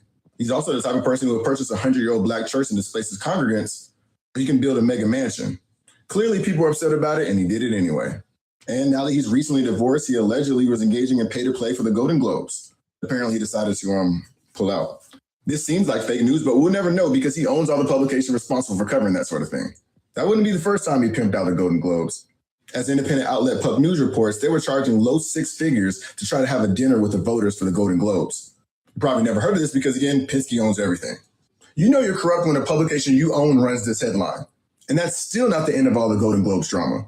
Penske just added a podcasting category to the Golden Globes, so now far-right podcasters might be able to get a shiny trophy. You got people like Ben Shapiro doing a Times Square buyout to get an FYP for his nomination. But none of them were selected. They're crying foul even though no political podcast of any ideology made the top 6. Oh, and by the way, Jay Penske owns some metrics to even determine which podcasts were eligible. And if you're wondering where the DOJ is in this, they investigated for antitrust, and of course, Trump's DOJ approved it. Here's Penske's dad, Roger, billionaire racing tycoon, receiving the Presidential Medal of Freedom. I know, what a snooze fest. As New York Times reports, Penske has the power to select the winners and losers in Hollywood. Hollywood saw that Ryan Coogler was going to get the rights to Sinners back in 25 years and lost their minds. So he immediately became public enemy number 1 in the industry. And that is the reason why Penske Media has been attacking Sinners. Pretending like 60 million opening weekend wasn't a big deal, and not even included on Rolling Stone's top 20 films of the year, despite the fact that it was critically acclaimed by both audiences and critics. I bet you can guess which movie made Variety's list, not once, but twice in the same article. That was a lot of information to pack into 3 minutes. I hope you have a happy new year. Enjoy the ball drop. And I do want to play one more. I want to play one more just because it goes into the Sinners thing. But again, like I said, just to before I play this other person, bro, who I'm again, maybe to some people they care. Like if you really into movies like that and that's your bag, or you go to these places for their publication rights. But I was just sitting here and say, what's wrong with, again, like I come on here and I champion the young lady from here. What's her the Weekend Watch? Like I feel like you can build your own people up where you're not looking for validation from some of these white platforms. Especially this nigga just went down a laundry list of reasons why you shouldn't give a fuck about this man's opinion or any of his lists opinion or any of these awards opinion, but you still sit here and cry and complain about them not giving you the validation that you're looking for. Why are you keep looking for that white validation? Why can't it be just enough where it's like, man, my people fuck with it, everybody at my barbershop like it, that's all it is. Like think about just how much shit went back in the day before with social media. Like if you went to the barbershop or you went to your neighborhood and what everybody outside was sitting here saying was cool, that what was cool. It was nothing else. It was nothing else to even talk about. But now you looking for validation from too much other shit. Like think about how many movies, even just for black people, real quick, before I play this other jump. Think about how popular Shotters was. Shotters is literally nothing but some ghetto shit that we passed around from the bootleg man. But my only thing is like incentives in there. I mean, I don't know because we don't know none of these people's contracts, so I don't know. I mean, I get it. If no, I'm with you. If it's like sports, then I kind of get it. Where like, all right, you make this list, you make that, you get extra. You know what I'm saying? Hell yeah, no, then I want that validation. No, of course. But what if it's not? We don't know. None of us don't know because you're absolutely right. If that is in your contract, like it got to be something. It got to be something in it where you might get extra. Like if this hit that, I feel like because everybody don't show up for those Grammys or whatever. Whatchamacallit. So I feel like it got to be something, you know. But again, I mean, I'm glad because you just said that. I'll play this clip of Monica. She was doing an interview. I want to say it was with I know Quavo was in it. So I want to say, what's LeBron and them jump the shop? I guess they did a live John in Atlanta. I want to play just because you just said something about the Sinners and stuff. But what I learned in those moments is that there's a plan for all of our lives, and it's orchestrated by somebody bigger than every person in this room.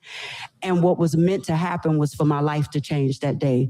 And I was able to really enjoy my career because I didn't have any expectations. I was not looking at stats. I was not worried about awards. I'm actually a person that for all the records I've broken, I really have never won any awards. I'm really the most forgotten if you think about it. I'm pretty much the underdog, but I sit very comfortably in it because I can still go where I want, do what I want, live how I want.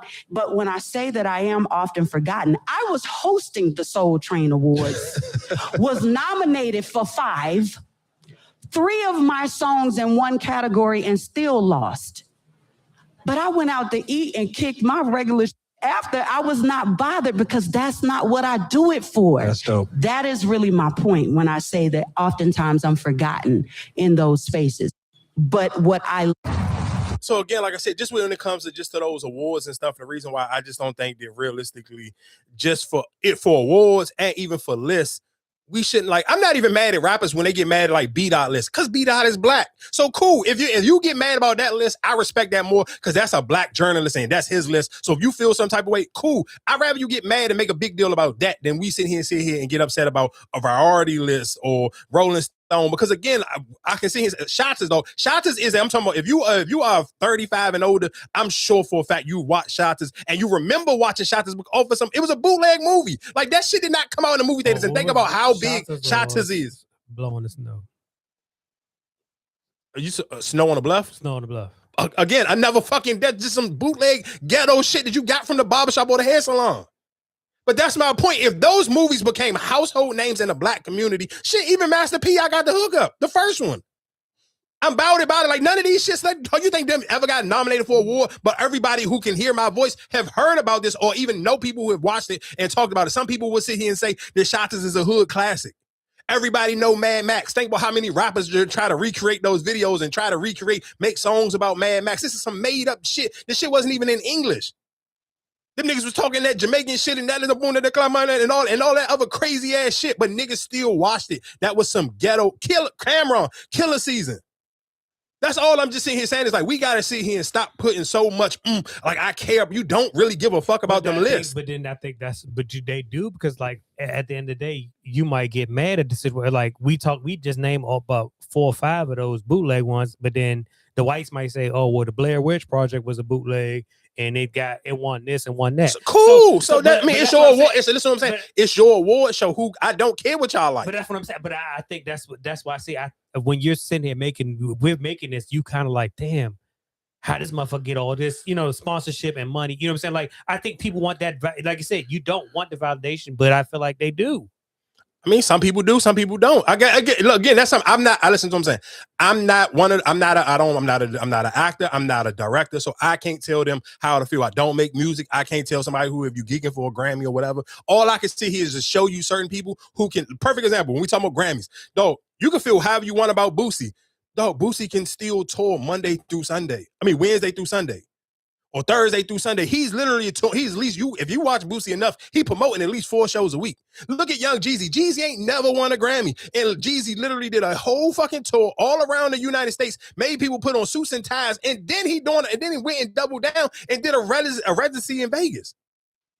Nigga never won a Grammy before. So again, like I said, I think sometimes you put too much emphasis on shit when you can see, other people have success in other ways and they never got those rewards. And you got to kind of stop. Like, I think sometimes you be trying too hard to get that white validation. One of my favorite fucking sayings from Charlamagne, people think white ice is colder. And that's just the sad thing about it. Okay, but even stay like that, like how you even just explain that. But like you said, some people, how they feel like they might be validated or how they might be looked at. You just said Boosie, you just said Jeezy and all that, but then you got somebody, they said like, well, all right, what about Plies? Like somebody like that who is you got to pick up a phone, record yourself. But I'm gonna tell you what happened with Plies, and Plies kind of just did that shit to itself. I think Plies wasn't. Plies didn't deal with that little situation he had. Well, what was the nigga 40 Glock or whatever? When they see him, they said they pressed him out in California. He just didn't do, and I guess him rapping about the shit he was rapping about wasn't his real life. He didn't just deal with that backlash the right way. Like I think Plies now, like Plies who talk to his phone now, I think if Plies now, the person who talks to his phone, he could deal with it 100 times better. I don't think Plies is in that situation where he got to talk to his phone to stay relevant now because his music was bad. Shit, Plies got I could argue, catalog. No, he got a nice catalog, but he got a undeniable, that first album is a fucking classic. I ain't talking about no cult classic. That's what I'm about to say he probably got 2, but that first one for sure. That nigga, he was talking that I'm talking about Plies was talking that shit.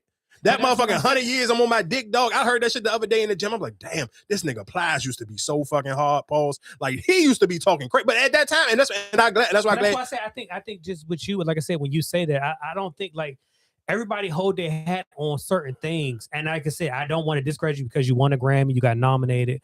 Cool. That's like you sold all this. I think everybody's path is different. And that's one thing you, like I said, how you choose your path and what you do. I don't want to discredit you, be like, well, you chose this path, you did that. Like I said, if I did get nominated for a Grammy, I won a Grammy, I feel like that's something to be proud No, of. I'm not saying it's if- nothing to be proud of, but I'm not saying it's not nothing to be proud of. But I don't think that realistically you should sit here and be crying and sit here and say you're not successful if you don't get one of the awards. I'm not trying to discredit people who do. If you won that award, cool. Kudos to you. Congratulations to you for winning that award. But I don't think that artists, especially black artists, I don't care if you're whatever form of entertainer you are, I don't think that you should sit here and judge your music or your movies or whatever off the strength of touchdown, bitch, goddamn Zay Flowers and Lamar fucking Jackson. Way to break all the stereotypes about you, dog. That was a goddamn Lamar Jackson. Woo! Who's your fucking daddy, Lamar Jackson? No, you can't think on that one. God damn, dog. That was Madden Lamar Jackson. God. But see, that's the thing I don't like about the NFL, because if you would have slammed his ass or grabbed by his leg, you would have threw a flag. Damn, Lamar. You shook that one off.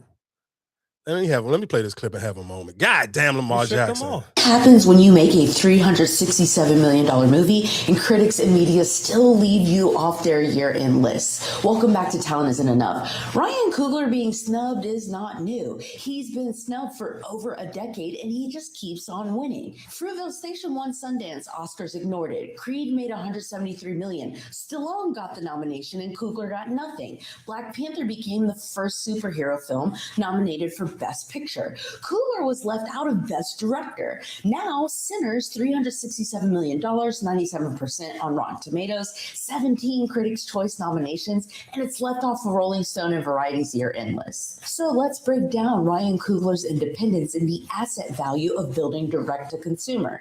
Number one, a part of success is about understanding trade-offs. So let's talk about the access trade-off many do not think about. In 2016, the Academy invited Coogler to join. He said no. He told interviewers he would rather join labor unions than voting bodies. And when you opt out of a system, that system stops advocating for you. Gatekeepers remember who does not play their game. The takeaway here for you is the people who control access and the people who buy are rarely the same. So pick your trade-off. Number two, find your signature style that works and let the consistency compound. Coogler has worked with Michael B. Jordan on every film he's ever made. Same composer, same values, same lane for a decade. That consistency creates a signature that people can follow. And when audiences follow your work across years, they move from being customers to believers. And believers show up on opening weekend, they buy merch, and they tell 10 friends to go watch your movie. $367 million does not come from casual fans. It comes from people who feel like they have an ownership in the experience. The takeaway here for you is find your Michael B. Jordan, find your Ludwig Göransson. Consistent teams create a signature, and signatures build followings, and followings buy on faith. Every article about Sinners being left off the list generated more conversation than the list itself. Fans tag Variety. I was even in the comments like, where is Sinners? Actors called them out. The snub trended. The takeaway here for you is not every room you're left out of is a loss. Sometimes that snub shows just how much of a room you've built for yourself. The industry can overlook you, but when your audience shows up with $367 million and fights on your behalf, you are no longer needing their validation because you've already won a different game. I study how remarkable things actually get built. Comment differ or sign up for the newsletter if you want more. See you on the next episode. Again, shout outs to her. I like that breakdown of hers. And again, even just the people that I play, bro, I only be playing other black people unless this is some necessary white on white crime. If it's not, bro, I think the sad thing is I think so many black people think too hard on how easy it is to support other black people. Like that shit take no time. Like even when I listen to other podcasts, sometimes when I listen to niggas like fumble and bumble through some of these jumps, like bro, I'm know for a fact it's somebody on the internet who already kind of could have walked you into this clip 100 times better than what you doing to stumble in the jump. But niggas be trying to just hog the ball all the fucking time and just be like, bro, y'all niggas gonna be y'all own demise to yourself. So again, like I said, man, shout out to Ryan Coogler, man. Fuck them people, man. Fuck them awards, dog. Let's go. Who else? What else is going on in the world? I feel like I guess we gotta kind of get a little bit more serious. Oh, real quick, before we get a little bit serious, I do just want to sit here and say how dumb some niggas is. And again, like y'all know I like to protect the podcast people, but there be certain shit that I be hearing and seeing, and I be like, bro, this is why people be like, take away the podcast, shut men up from talking. Because this clip right here I'm about to play, I'm one of the people, I control myself from leaving comments on people, like, unless it's just like, of course there's some women, some half naked women, I'll be in the comments section. But just when niggas say dumb shit, I'll save it for the podcast. Girls fake rap so they can meet with money. They're not really trying to Glorilla rap. stopped rapping. Why? You said who? Glorilla stopped rapping. Why? But she working on the album right now. Yeah. When's it coming out? It's supposed to be coming out top of the year. Oh yeah, while the That shit Raptors are trying to make a that shit playoff. coming out while Brandon Ingram is It's playing. balling and averaging 28 points. She's on the sideline. She not going She not nowhere doing to nothing after till the he gets season. kicked out the playoff. I was just at a Grammy event where she was talking about she was playing some of her new project and Oh, yeah? saying she's dropping at the top of the year. If she drops at the top of the year, she's gonna get a gold medal. Yeah. If she drops at the top of the year, I'm putting this on camera. What's the top of the year to you? January, February? Yeah. A single coming? Put this on record. I don't think she's coming with a single on January or February. If she comes with a single, it's going to be when Brandon Ingram is done playing basketball. For the season. When they get done in the playoffs, drop the single now. Yes. Girls. And again, like I said, mate, and I don't even want to give these niggas some bail because I feel like they're just fucking stupid. But even if I want to shoot them some bail, yeah, that's New York. And maybe I think that's it. That's all. I mean, she just put out 2 songs. that's what I was about to say, and that's what I said. If I was gonna give them a little bit of bail, maybe they recorded this before she put out them 2 singles. But that shit to me is just But obviously that's New York. You talking about they playing for a playoff spot? I think it's the beginning of the damn season. What playoff spot they playing for? I'm with you. I don't even know why you even play with If you Glorilla like that. question anyway, maybe Meg before you would question Glow. Not even gonna question Meg because she just put out a song that I'm just, was but that's what I'm just saying. But like I said, because her album was. No, Well, if you're gonna go for it, you can't because like I said, what about Clay? But that was like beginning of the season. So that's what I'm saying. I can't neither one of them really. You can't. Nigga, listen to what I'm saying. Meg told y'all before the year even started, before 2020, in the middle of 2025, whenever Meg put out a freestyle of one of them songs, before she put out her last song, she told motherfuckers in 2025 she wasn't putting out no album. Matter of fact, after she had her little back and forth with, and that was in 2024. I think her and her back and forth with Nicki. But I know for a fact in 2025, she told niggas, don't look for no album and don't look for a bunch of singles because I'm not doing none of it. The person who you need to be questioning is Nicki. But again, just that's who you need to be questioning. Man, these niggas is just stupid. And again, like I said, just I'm saying, sometimes for you to sit here and say that about Glow, that like shit is she dumb. just wait because that's And shout out to shout out to Brandon Ingram. Brandon Ingram, you make me. It's some niggas that I have takes on, and you make me look like I really know about basketball. Because I told niggas, and I'm glad I stand firm on shit that I say. I told y'all that Brandon Ingram was better than fucking Zion Williams, and the Pelicans should have tried to get rid of Zion instead of getting rid of Brandon Ingram. But shout out to Brandon Ingram. He is balling his ass off in Toronto. That is definitely his team right now. He went there with some other niggas who team it was supposed to be. He took that shit over. That nigga can say cut on the bankroll fresh, walk in my trap, take over my trap. Shit, Scotty Barnes was an all-star. I don't think it was their team though. I mean, they wanted to be his team. Shit, I can go back and play the But they bought RJ Barrett. That's what I say. But all of them that's what I'm saying. They all been there for like 2 years now. That's what I'm saying. I don't think it was nobody solid. When you talk about their teams, DeRozan. I'm just saying they get no. I get what you're saying, but all I'm saying is they gave Scotty Barnes and what's the nigga name RJ Barrett. They gave them niggas at least 2 years to figure out if they wanted this to be their team or not. That's why my question is, well, who you thought was more of the team? Was it when, like you said, you talking about Scotty Barnes, but was it more of OG Anunoby before it was Scotty Barnes? That's what before, because OG was still there when Pascal was there. So that was at that time it was Pascal team. But that's what I'm saying. But I feel like OG was a better player than Scotty Barnes. So that's what I'm saying. When you talk about who team, I don't think it's his team. I think you might, like I said, the name wise, but I don't think it was his team. I mean, maybe let me make sure there ain't too much music on this because this clip is so disgusting. I became an alcoholic and got kicked out of school. I stayed with a nigga after he cheated on me in jail. I had an abortion this year. I talked to 3 niggas in jail. I gave a nigga my passwords and stuff. I went to jail. I had 3 niggas this year. I had a nigga down in jail. I hit a nigga with my car. I lost my Loewe shades in Aruba. New shades. I was drinking pregnant, but I didn't know. I pulled up to my nigga side bitch house, beat his ass, then went to work a 12-hour shift. All them 3 niggas had a key to the house. I got out of jail and got a DUI 2 weeks later. Hey, just real quick, the 3 niggas with it, man, you my nigga. And that was that one right there was the reason why. No, listen to what I'm saying, and that exactly. That was the part right there that I just wanted to get to, and that is the shit. You just stupid. No, the 3 niggas. Listen to what I'm saying. The 3 niggas with a key to your space is one of the reasons why I would recommend for any man, like, bro, go with your gut instinct. If you don't feel and me and Top was just talking about this yesterday. Conversation. I think the worst girl was the one who talked about she lost her glasses. That's the one you want to stay away from. No, fuck that. The broad. No. Listen to what I'm saying. Listen to what I'm saying. The 3 keys is for men. We talking about safety wise. I don't care about all that other shit. Them 3 keys. I literally was just telling Top this. I was like, dog. Sometimes it's hard to explain but you can explain it, but it maybe not make sense to people. If you never stayed the night over somebody's house and felt like it felt uncomfortable, like you couldn't get a good sleep. That's something your body and your mind is telling you something. Because I've been over women's house and niggas slept like a fucking baby. Mm-hmm.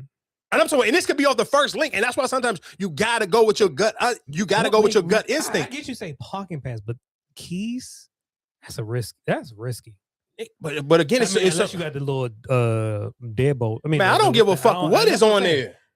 That's the only thing I can think. But even still, you got that on it. How you get the nigga out? Yeah, that's dangerous, and that's what I'm telling you. That's what I'm telling all men. Dog, go with your gut instinct. If you don't feel comfortable with spending the night over that girl house, dog, do not fucking stay there. And if you do stay the first night and you knew for a fact that whole night you couldn't sleep for real, no, you know how you know what a good sleep is, and you know when you can't sleep at somebody else. If I can't sleep there, dog, I just gotta cut it off. And again, I understand. We had this conversation on here before. I understand for men, it's hard for us to cut certain shit off, especially if it's easy to get the box. But dog, you gotta sit here. Your safety is more important than sitting here getting some box. I'm telling you, that will be. I promise you, you will never feel bad about cutting off a relationship because you could not feel comfortable around this woman to go to sleep.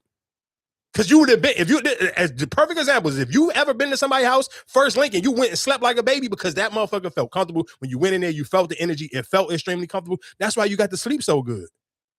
Because you could have had sex at both spots and you didn't feel the same comfortability at both places. And that's just the difference. So again, like I said, you got to take that as what it is. What else is going on in the world? I feel like it's some shit. Oh, yeah, let me play this young dude. And I just gave it a shot. Real quick, I'm gonna play this clip of this 21-year-old, and of course, not to this extreme happened to me, but I do think this is one of the reasons why, as a kid, I would recommend. I mean, of course, I wasn't a kid when I got my first car with a car note, but I was in my mid-20s, and I think that's why I would sit here and say for parents, you got to keep that open line of communication well with your kids because you don't want your kids to sit here and just go out and be buying stuff on their own and they kind of fucking their credit up becoming an adult. Now, let's be clear. For me, it didn't mess my credit up. It helped my credit out because, I mean, I end up paying the car off and it helped my credit go through the roof. But still, at the same time, that was my only real responsibility. But still, I wouldn't recommend this for no kid because you can kind of just I don't want to keep saying kid, but just in your early 20s, you kind of just, a lot of this shit is new. So you kind of is still a kid because you're not really used to this adult life. And it's so easy for you to kind of get finessed. I still would say it, not discrediting you saying that you're a kid, but I feel like. But you still are a kid in a way. You still are a kid in a way, though. Maybe 25 and up. Because that's when you can rent a car. No, for sure. But that's what I'm saying, though. Even at 25, if you don't got no real life experiences when it comes to bills or putting your name or signing something, anything to deal with your credit, you still kind of like by age-wise and on paper, you're not a kid, but you can still make kid decisions. Exactly. You can still make kid decisions. Of course. Exactly. So I want to play this clip of this 21-year-old man. This was what happened. 21-year-old Christian Mobley sought online this 2017 Jeep Grand Cherokee SRT. This is a very hard car to find. It's very rare. The Grand Cherokee sitting on the lot at Miami Auto Mall at 201 Southwest 37th Avenue near Douglas and Ponce de Leon Boulevard. Mobley bought it. 2 weeks later, the dealer lured him back. They asked you to bring the car back, saying they needed to do a rebuild inspection. Yes. There's going to be a couple days I don't want to be responsible, and then, you know what I mean, it's going to be at the inspection place. And I don't want no problems, you know what I mean? Yeah. Mobley was asked to remove all of his possessions from his SUV. I know my people ain't going to steal, but it might be the other people, you understand? Yeah. But there was never going to be an inspection. Mobley, who was suspicious, had actually placed a tracker on his Jeep. It's not at the rebuild inspection place. It's at random stores. So I follow it, and I see a random individual driving the car that I don't know. The real story, Miami Auto Mall allegedly returned Mobley's Grand Cherokee to its original owner because the dealership never paid for it. When the SUV was tracked to a home in Miramar, Mobley called police, and officers had to explain to him the Miami Auto Mall returned the Jeep to its owner. They took your money, never gave the money to him, then tell him, hey, come get back your car. So they use the vehicle to swindle your money from you. So currently I'm out $30,000 in a loan, and I'm out of the vehicle that I purchased. They knew this the whole time, and they're just lying to my face, saying, oh, we'll have it back in 3 to 4 days. They never planned to have it back. Jeff Weins here with Local 10 News. Yeah, we're up. Mr. Mobley, Thank you. what do you mean you have no You comment? guys- You have 30,000 of You his can get stuff? off of the property, please. Nothing to explain? Not only were we asked to leave, but they called police on us. The Florida Department of Highway Safety and Motor Vehicles actually licenses dealerships. A spokesperson telling us the situation is now under investigation. 9 complaints have been filed against Miami Auto Mall in the last 3 years, 8 of which had violations. Don't go to small dealerships like this. Go to big name dealerships. I learned my lesson. That is good. I do agree with him with going to the big name dealerships. Don't do the size small Jones. Like, I ain't gonna lie. I'm the crazy thing is you don't even see as a lot of dealerships have a lot of bullshit with them. for sure, of course. But the So- smaller ones is go way faster to get you than a bigger dealership. Because I mean, at least a bigger dealership is kind of attached to some type of corporation where you can kind of give a lot more uproar and pushback to it. But I mean, I agree with them. Them smaller dealerships is man, you kind of already know you setting yourself up for fucking pure bullshit off the rip. That ain't even up for like I don't even know if that's up for debate. Yeah. What else is going on? Honeybee. Oh, because we talked about proposals. I'm gonna cry. Because we talked about proposals last week or 2 weeks ago when we talked about Young Thug. So I want to play this clip of this. Everybody looking bad. A lot of these proposals, Dan, they shitting on him, man. He better get his game up. Who you said who proposal? So you seen G Herbo John, right? What was tight about that? Oh, I didn't know. I'm just saying it was like the Pixar joint that the dude did. You see that? Oh, with the cartoon John? Yeah, I ain't click it, but yeah. I seen. I'm not gonna lie to you. The best John I seen so far recently was I can't play it because of course ain't nothing but music on the John. But it was that guy white or was he black? I mean, or Spanish or something. The dude they was beating on the table and they was like a hot dog John. I didn't see that one.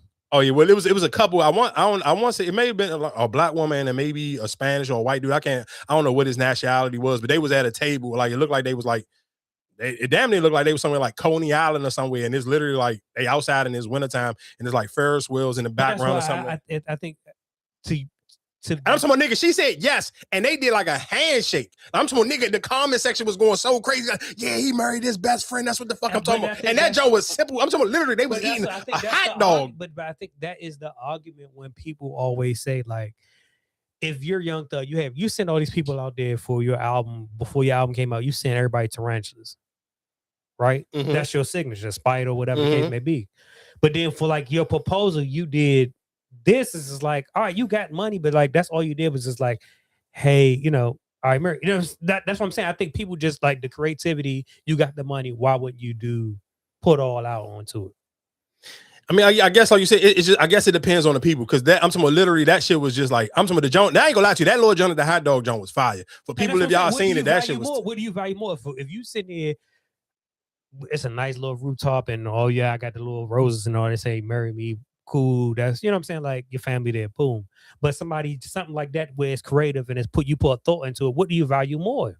I mean, but I mean, that's the same question that we had before. That to me, that hot dog joint was fire. I ain't gonna lie to you. That little handshake they had, like they had one of them like LeBron, Cleveland Cavaliers type of handshake with each other. Like that shit was fire. I ain't even gonna hold you. So again, like I said, I mean, again, to each his own. But I do want to play this joint real quick. This is a Tennessee news anchor. I believe both of them work on the same news channel. I'm gonna cry. Yeah. You okay? And coming up right now, we have the story of two young journalists who just so happened to find love in the same industry. Local 3's Riley Nagel joins us in the studio with a special report. That is right, Cornelia. I do have a very special report for people at home who maybe don't know. Cornelia and I met in news back in Montana at our news station almost 4 years ago. And when I first met you, I was very drawn to you. And you have such an amazing personality, and you're so bright, and you always light up the room when you come in and make everyone laugh, and you're incredibly talented, especially in news. I think anyone who watches you knows that. And you're one of the reasons, or pretty much the main reason I'm still in news today, and you're always pushing me to be better, and in news and in other aspects of my life. And I thought it'd be fitting to ask you this question here, since we met in news. Cornelia Nicholson. I'm gonna cry. Would you marry me? I'm gonna cry. Are you okay? Yeah. I gotta put it on? Yeah. Okay. I'm kind of shaking. Me too.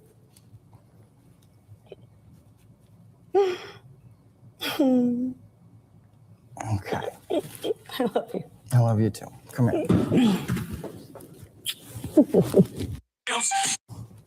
Now listen, I to me, do I think that was cool? I think it was cool. I'm never, listen to what I'm saying. One thing I'm never going to do, I'm never going to come on here and nobody's, especially as somebody who's single, I'm not never going to come on here and shit on nobody's wedding proposal. I think that's why everybody's shitting on it. But again, but the crazy thing of it is though is, if this was a black dude and this was a rapper going up to his girlfriend at her concert or something like this, because you've seen people kill niggas for doing the same, because this lady is at work. But you won't hear people sit here and shit on this because, I mean, maybe because oh, come on, Zay Flowers again. Take that bitch to the crib. Bringing that back. Who you gonna bring it back on? It's a flag.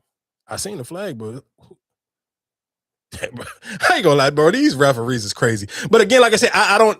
It can't be on them. It's nowhere in hell. There wasn't no holding. It might have been rough in the past or something. Ain't nowhere in hell. Yeah, I think it's bigger. Holding. Defense. Oh, sure. Again, so like I said, I don't know. I don't necessarily know how you Yeah, I don't know. Like I said, just to me, like I said, I'm never going to sit here and issue nobody proposal. I think it was cool. Like to me, it was cool. It was cute. They both was nervous. They both was happy. She wasn't mad. But again, like I said, I've seen people get 2 weeks ago, people was mad at Young Thug for proposing to Mariah the Scientist at a concert in front of 19,000 people. I mean, of course, this is in Tennessee. I don't know how many people. I'm sure at least 19,000 people was watching this on the news. This is that's why I said I think it's just because it's of course because it was Young Thug. I mean, we said that 2 weeks ago. I mean, that realistically, that was why people was upset just because it was Young Thug. Because if it was anybody else, nobody wouldn't give a goddamn. So again, like I said, man, shout out to this couple in Tennessee, and that's crazy because I don't know if you paid attention, but he said they met in Missouri, so they sit here, they went obviously found love with each other. I don't know which one of them got the job in Tennessee first, but they moved for each other because they both there in Tennessee now doing the news. So that's fire. Like that to me is cute. I'm not mad at them. Congratulations to them, and that's another reason why I like just being on the internet. Kind of like following different little small and bigger blogs because everybody don't pick up the same stories because you wouldn't see this on the Shade Room or nothing because these people ain't famous. So again, like I said, shout outs to them. That was cool. That was cool. I do I guess we gotta let's get a little bit serious real quick because this story is crazy. I was at work and his mother called me and told me that I needed to get to the hospital because he wasn't breathing. I didn't know what happened. That was like one of the hardest days of my life. You know, just seeing my son laying up in there with that tube in his mouth. A neighbor's Ring doorbell camera captured the entire incident. Police say Kyrie and his mother, 38-year-old Anika Connor, became involved in an argument over Kyrie's cell phone. Where is my phone?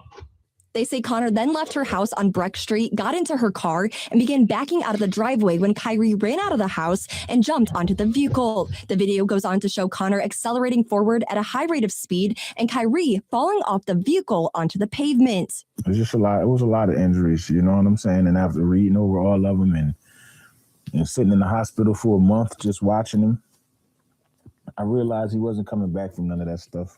On November 7th, Kyrie was removed from life support and his organs were donated.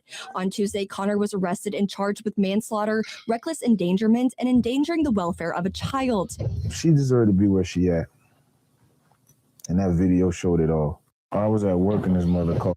So for people, if you couldn't hear or you wasn't kind of really paying attention, maybe because the tone of his voice was low, which it should be, because I mean that's a father losing his child, and I don't necessarily know if they were. I don't know if they were. They ain't say it ain't getting to the story if they were co-parenting or not. But basically, I guess the mother took the son's cell phone and he was kirking out on the mom's like, "Where my phone at? Where my phone at?" And she was driving off, and he jumped on the hood of her car, and she kept driving. And he ended up falling off the car, and then she ended up dragging him, and then I guess running over him, and he was in critical condition and ended up dying on life support. Like when you hear stories like that, like, bro, man, one, I guess I could say you just gotta be careful on who you had kids with. And I'm kind of surprised they only getting her with manslaughter. I mean, I guess maybe because it's her kid, but that shit seemed kind of like that seems super light. Manslaughter is not. Yeah, nigga, manslaughter is the lightest jump. You tripping?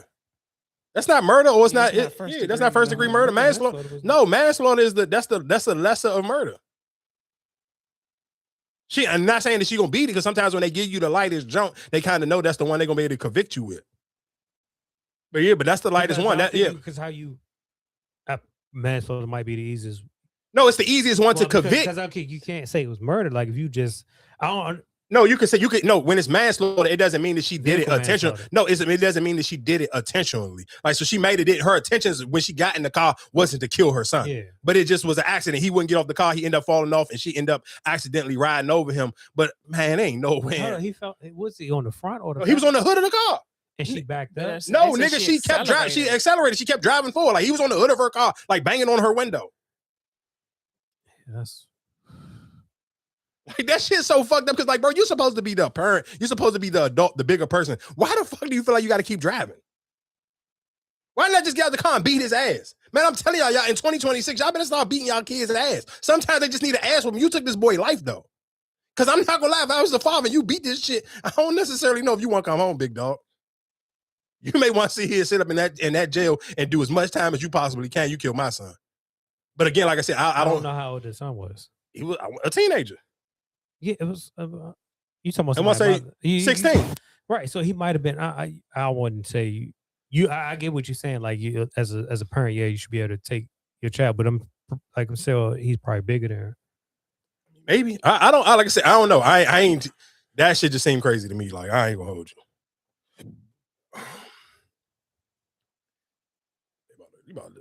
That defense is some cheese. How the fuck do you hold a nigga the whole first half to 3 points, and then come the second half you just giving up fucking? Shouldn't have used the damn timeouts, dog.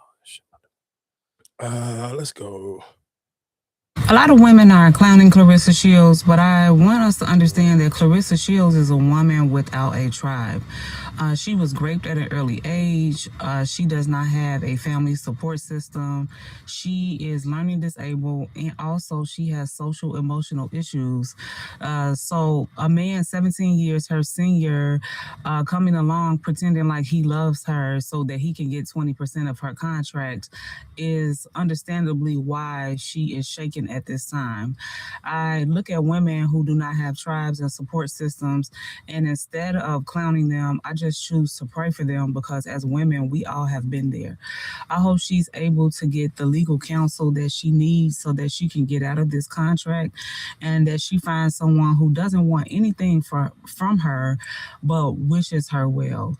And so we need to just take a deeper look into why she is the way she is. I do again. I ain't gonna lie to you. I do something. The more I hear Clarissa Shields talk, the way more I do see her like react via social media, I do think Clarissa Shields is off just a little bit. Like she ain't got it all upstairs. She a little bit. She a little. I mean that's true too. I mean, I guess realistically, I guess because she's a woman, we kind of be forgetting she is a boxer. Because if that was the sad thing is, like, if she was a man, you probably like, all right, that's kind of on point. Because you no, not even. I'm not about to say it's a video right now floating around to Adrian Bronner. Oh, well, he been. And nah, nigga. That video of him, like they calling this nigga like baby Delonte West. That video ain't like it is crazy. You saw him naked? Yes, sir. You motherfucker. Ravens defense is cheeks. Where is Jonah Adrian Bronner? Oh, sir. Hey, put both of your hands down. Oh, my bad, brother. What up, though? What y'all got in y'all cup? This is lemonade. We got liquor in the cup. How's yours? All right, go get some liquor and come back and talk to me. Yeah. No, it's all love, but go get some liquor and come back and talk to me. Yeah, I'll GP. Oh, sir. Hey, put both of Oh, my your bad. hands down. Oh, my bad, brother. What up, though? What y'all got? Yeah, again, like I said, I kind of understand it. If Clarissa Shields was a man, I do feel like people would kind of put a lot more of her behavior on boxing than sitting here trying to just give any crazy super thought. Oh man, let's get to the pop the balloon. How the fuck? Damn, I almost forgot about this. Imagine somebody sending you a video of the popular show Pop the Balloon, and out of 6 men you see standing up there, one of them is your no good baby daddy. So they asked her what were her deal breakers. One of her deal breakers was somebody that already has kids. Because she has no kids, she does want kids someday, but whenever she's stable. 2 out of the 6 guys did pop their balloon because they had already had kids. He's still standing up there, hadn't popped his balloon yet. This man already had 3 kids. He has 1 with you, and he have 2 kids that are older than yours that he does nothing for. You and his other baby mama are very close because y'all the one keep the kids, together to stay in contact with each other. He doesn't do nothing for yours, and he doesn't do nothing for her. Then she asks them, what do they do for a living? His answer was he was an entrepreneur. She's sitting here thinking, an entrepreneur? Dude, you haven't paid me child support. Our son is 2. You hadn't paid me child support since he was like a year old. He's behind on child support right now. Then he gets to ask her some questions. So now they're down to just 3 men. He's one of the 3. Now he gets to ask questions that they get to ask questions that they want answers to, right? Well, he says to her, do you have a passport? Because I love to travel. She just thought that was everything. And she's thinking once again, love to travel. Dude, you don't even leave our state that we live in. She even admitted he was landed on thick. Just so happened, none of it was even true. Well, they ended up matching, actually. They left the stage together. And she's like just sitting there thinking, this girl is about to be in for a huge surprise. Imagine somebody sending you a video of a popular. Hey, again, like I said, dog, man, Pop the Balloon is dog. I'm trying to tell y'all, dog, Pop the Balloon is one of the greatest shows on planet Earth, man. It's on Netflix? Nah, it's on YouTube. I gotta play this one, John Doe, real quick, because it's still Pop the Balloon too. Oh my! They did a recap and it was on TikTok. I'm not gonna. Yeah, that's why I say I'm not gonna be mad at people who do the baddie shit because I understand how easy it is to just go down one of these crazy ass rabbit holes. Let me just play this one over, John, for Pop the Balloon. Okay, why was it downhill? Well, for me, it was like just several things. The first thing was like. She was flying so she flew into Chicago, obviously, because that's where I'm from. And she was being very, I guess, cryptic would be the right word, or I don't know, guarded about like when she was coming in, the time she was coming in. She didn't really let me know anything. She just told me the day. And I was like, okay, well, what time? And so she didn't really let me know until I knew the day, but I didn't know the time. And so she ended up texting me the time when she got there. And because, I wanted to know because I was going to pick her up from the airport, but I guess she had other plans. I don't know. So that I ended up meeting her the first night at a restaurant in Chicago that her friend had taken her to.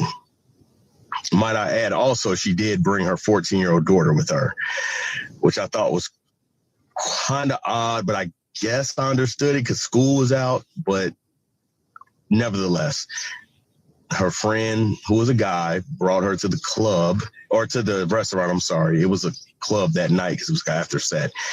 And we met up there. We talked for a bit. And then we left. I dropped her off at her guy friend's house. I have to keep reiterating guy friend house. And that's where she was staying at for her duration. We ended up talking on the phone a little bit while she was there. And then the next night, she told me that they were going to, well, she asked me if I wanted to go to a comedy show. And I was like, oh, okay, that's cool. Like, where's the comedy show at? This and then she didn't know. And I think it was because her guy friend set this up. Because he was going to see someone up there. And so we went to the comedy show it was Karma, myself, the guy friend, and her daughter. We went there, saw the comedy show, and after that, we parted ways again. I asked her if she wanted to come over, but she said she wasn't. I think she wasn't comfortable leaving her daughter with the guy friend. I don't know. I think that's what she said. But anyway, she was supposed to link up with me. One of the nights that she was there, she had told me that, oh, I'm going to cook for you. So I had went to the grocery store and like brought all these like ingredients and things because I wanted to cook, and that never happened. And then towards the end, the first thing there, when I stopped talking to her, she told me she was in a bad mood because I kept trying to hang out with her for a couple days after that. And she was in a bad mood because her ex was, I guess, antagonizing her. And I was telling her, like, why don't you just block them? You know, like, why would you even entertain your ex? And like, I just don't understand that. Like, if we're supposed to be exploring each other, like, why are you even entertaining him? And that had her in a bad mood. And then her phone got shut off. And she was telling me that she couldn't pay her phone bill because something was wrong with her, I don't know, her business account. She said she couldn't pay it from her. She was having an issue paying it from her business account. And I'm like, well, how are you talking to me? And she's like, oh, I'm on the Wi-Fi. And I was like, okay. That was odd to me. And then that's the truth, Karma. Come on now. You know that. Hey, look, I'm letting you talk. Go ahead. I'm gonna say my piece. And so after that, I just pretty much was like, checked out at that point. And she was telling me like that she was sad that I didn't check on her or see how she was going. And I'm like, well, I don't know what you really want me to do. Cause like some people need space when they're going through things, but she told me no. And I'm like, okay, well, I gave her the advice that I had, which was concerning her ex. And I was like, you just don't need to entertain him. Just block him. Don't talk to him. And I really felt some way about that because I'm like, why am I talking to you about your ex? Like, I don't even, you know what I mean? I don't have those issues and I don't want to have. I guess my question is for you, Erica. Do you feel like that's too much on the one bringing I guess if you just going out of town to see a friend, the 14-year-old is cool. But if you planning to link up with a man, I don't even know what's the purpose of sitting here doing all the extra, like we gonna link up and you got your kid with you. And then I hate people who lay it on heavy with the just with the problem shit. Like, man, I ain't seen you. I don't give a goddamn about what you got going on. Like, what the fuck are we talking about? Yeah. Fuck your problems. I don't give a fuck if your phone got off. I ain't seen you yet. You been in town for a week and you telling me that you sitting here saying your phone cut off? That's a red flag. Nigga, the red flag was you bringing your 14-year-old out of town. Yeah, that's an even bigger one. So that shit just kind of like, I ain't even gonna hold you. Like, Yeah, that's crazy. So I can't. Bringing a 14-year-old with you out of town, and then you sitting here telling them to But pay. why would you do that though? I don't. What to pay bringing the 14-year-old? Yeah. That means you really don't want to see the nigga. That's your excuse. You in town, and that's your excuse for you never to have to come and spend the night because you got a 14-year-old with you. Because if you're comfortable enough to, you see here saying I'm not comfortable. I understand not being comfortable enough to bring your kid out of town. I mean, bring your kid, have your kid stay somewhere where y'all ain't, like y'all don't live there. But sitting here to say he missed that shit. He's a fucking bum, though. Yeah, that's crazy.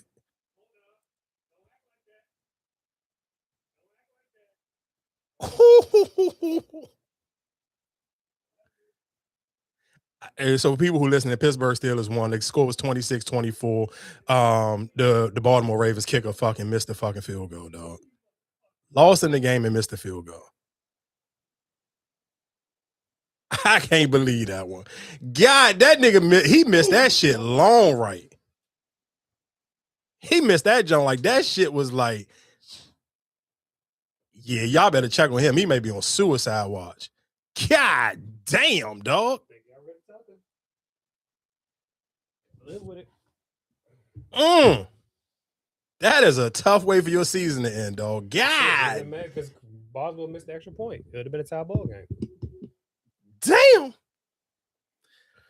Yeah, well, that's how the cookie crumbles on that one, big dog. Let's pause. Let's go. What else was going on in the world?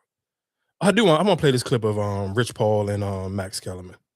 By the way, back then it was only 3 colorways. And so if you bought a pair of shoes, but here's the other thing.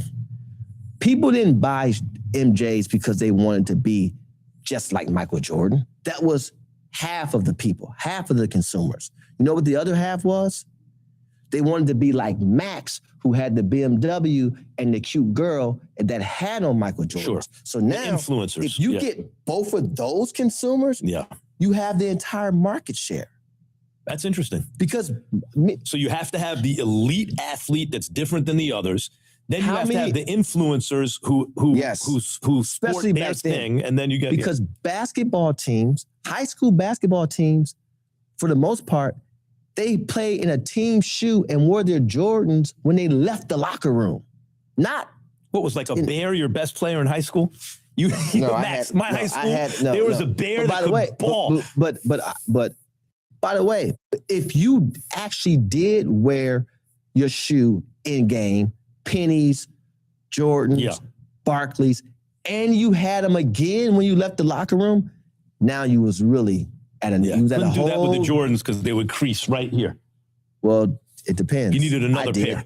I did. You wore them with the you played in them. They had the crease right here, and then you wore them. I played in them, and I had another pair in my bag. That's what I'm saying. Crazy. You needed another pair. Yeah. Yeah, more MJs being sold. I hope you learned something from this. No, I hope you learned something, because this is a topic we could talk about forever. No question. All right, listen. But if you, by the way, again, shout outs to Max Kellerman and shout outs to Rich Paul. I do like their little back and forth. Did the couple of clips I've seen of them in their podcast. And I do think, of course, that is a generational thing where I think a lot of people don't understand that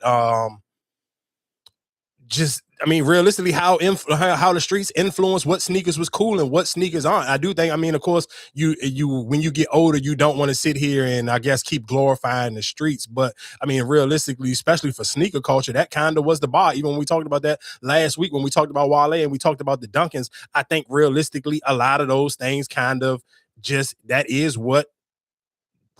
kind of what make a shoe cool. I do think we live in the day and age where we allow the internet opinion to get too loud. And the crazy thing is, but my only question, right? When do you sit here and say, is it the culture or is this influence?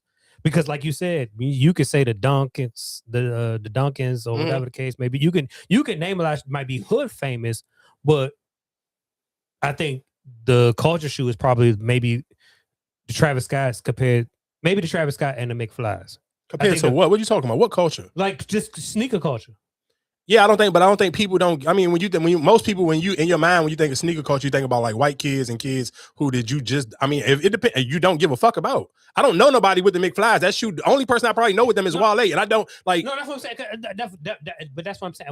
That's what I'm saying when it comes to it. Like, because even when Rich Wall was like, well, I played in my, like I said, a lot of people say, oh, I don't play in my Jordans or whatever the case may be. But you ain't paying attention to what but basically what he was flexing was like, nigga, when I was in high school, I was getting money.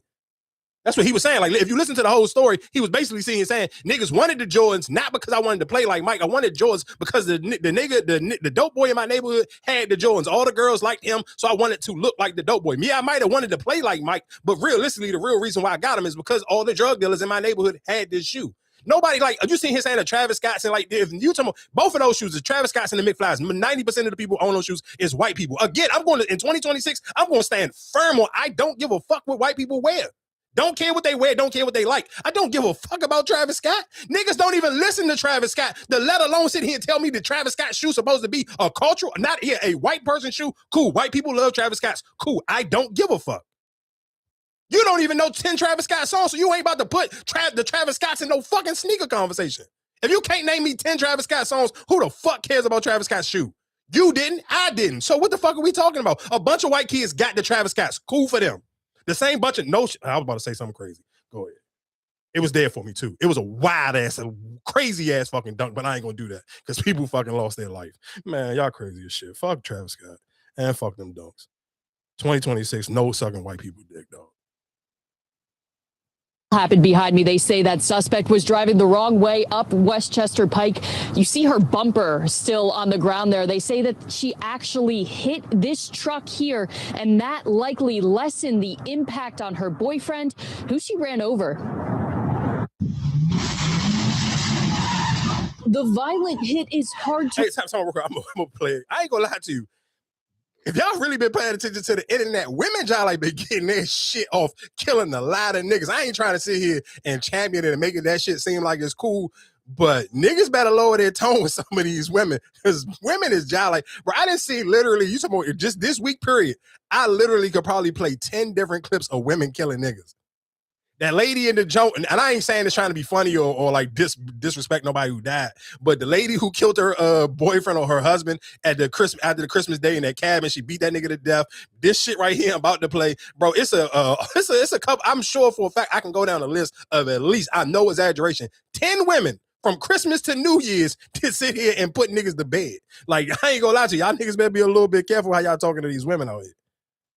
But the victim walks away after police say his girlfriend chased him down, drove the wrong way on Westchester Pike, and ran him over. Now police say 23-year-old Destiny Green is facing charges, including attempted murder. I just hear a crash, and I look outside, and he's on the floor. The car is destroyed from the front end. 12-year-old Musa Hussein heard it happen on New Year's Eve after 3 p.m. from inside of his dad's car shop. If we didn't have this truck, you would have been not alive. Police say the violence escalated after the couple got in a fight while sitting in the Taco Bell parking lot on the corner of State Road and Westchester Pike. He got out of the vehicle, did the right thing. He knew the tempers were flaring, got out of the vehicle and walked away. But police say Green didn't let him get far. She's accused of driving over the sidewalk and hitting him with her 2019 Hyundai Elantra before driving away. The victim walked away with cuts on his hand and road rash on his back. Unfortunately, we've seen a lot of domestic violence incidents in the past month. It's a tough time of year. I've said it before. I ask everyone to take a deep breath, stay calm, walk away. Now, police tell me at this point they did find that 2019 Hyundai Elantra, but they're still looking for Green. Again, they're asking her to turn herself in. All happened. I like, how the fuck do you? I mean, that's how you know I ain't no real criminal. Like, how the fuck do you even be on the run and your face and name is all over the news like that? Like, that almost feel like to the point where it come like some TV movie shit. Like, where you hiding that? Especially in this day and age where everybody's so geeking to pull out their phone and try to get a video with you. Everybody be talking so much and you on social media or whatever the case may be. I kind of realistically, my hats be off to people who can kind of just get away with just some of the like outlandish stuff like that. Like, bro, I ain't gonna lie to you, that's a little bit crazy to me. How you can even still be hiding out. So niggas will literally say anything to crack. Like, I'm laid up. He revving on me. He like, oh, you're so soft. Da, da, da, da. You're a fucking liar. I literally have eczema. You're feeling braille right now. Like, you're a fucking liar. Bro, Nick. Hey, dog, that shit was made me pee myself. I ain't gonna lie to you. That shit was funny as hell. Oh my god. Oh man. Real quick though, because I'm not a fan. Because I do feel like Steelers fans probably feel like Marcus don't pop enough shit, but I'm not gonna lie. You gotta just go here, take your fucking 5-minute victory lap, or do what you want to do. Because I ain't gonna lie to you, I did not notice, like, Steelers fans, y'all may be low-key, like, right under Cowboys fans with, like, how, like, y'all low-key with y'all shit. Like, people know that y'all Steelers fans. No. You know, you missing what I'm saying. When I'm talking about, like, obnoxious, like, loud, and, like, aggressive, and it be women, too. I be on the timeline like, damn, bitch, like, did you just smoke a black before you posted this Pittsburgh or suck my dick? Like, they be talking crazy as shit on the timeline. Like, if you follow women who Pittsburgh Steelers fan, they are some of the most aggressive motherfuckers I've seen talk about football, dog. I'm talking women, not men. They be popping their shit. Like, if you on Threads, I swear to God, go on Threads and put in Pittsburgh Steelers, or especially right now after they win. I guarantee you're going to see more women talking shit than you're going to see niggas talking shit. Like, Steelers fans, I'm not going to lie to you. Shout out to the Steelers Nation. Y'all women are extremely aggressive, dog. I'm talking about super aggressive. And they be talking cash money shit on social media, dog. Thank you. I ain't gonna lie though, before Aaron Rodgers was looking shaky as hell, because I was about to ask you, like, dog, there's nigga, he was looking like shaky like a stripper when taking the helmet off and all that. Nigga, you old. What the fuck do you, like, nigga, you supposed to be Aaron Rodgers.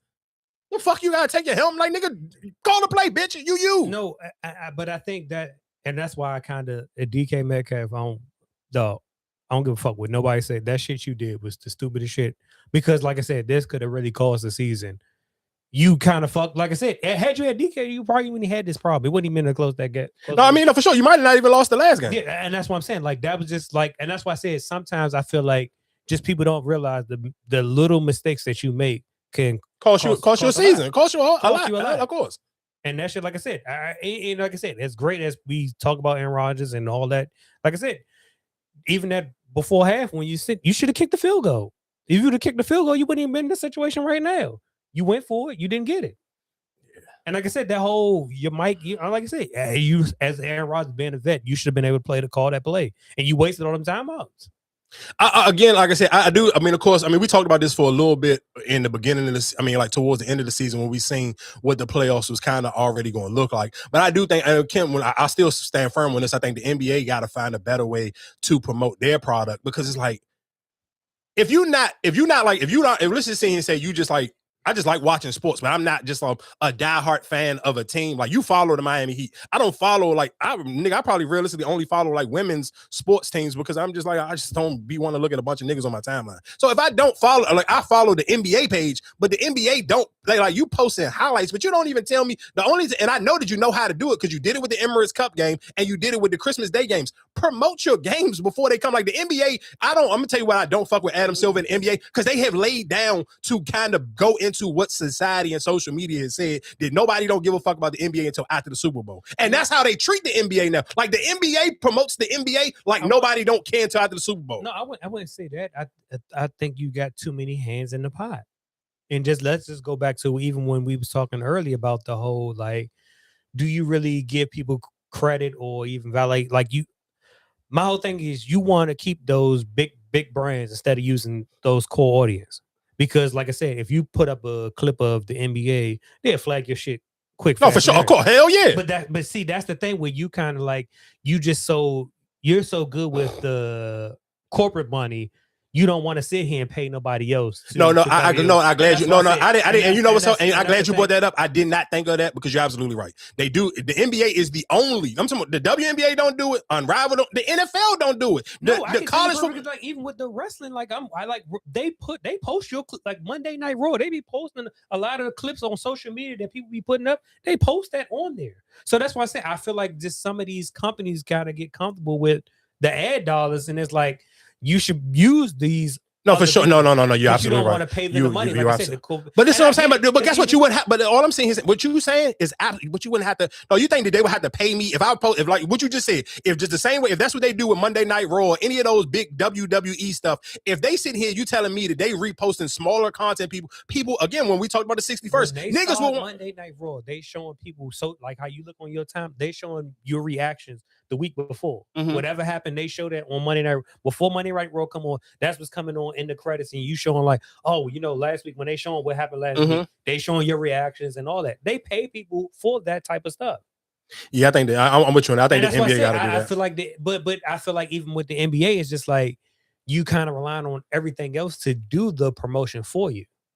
And even still, like I said, don't get me wrong. You know you're not going to compete with these games right now. No, of course not. Of course, but it's still, but you can still, dog. You can at least try, dog. No, you can try, but you know when you're going to put your game, and that's why I say I feel like even them going on all these different streaming apps, I kind of feel like you kind of horn yourself out. But that's not though, because it helped though. No, it don't help because when it comes to Sundays, whatever, you got to look on Prime. I got to watch it on Prime. Then I got to watch it on Peacock to watch the games. But the reason why turn it on TV. No, but again, Marcus. But only reason why I'm sitting here and say only the reason why I disagree with you and you kind of hypocrite on that because you're the same person who sit here when we was recording Upper Marlboro telling me why the fuck do you still got cable? So you can't sit here and say, but I still pay. That's the reason why I won't get rid of cable because I still pay for. You know what I'm saying? Like that's my thing. Now I wouldn't know if you tell me now. You ask me now, say, hey, get rid of cable. Yes, I will get rid because there's not that many broadcast games now because you took away TNT and all that.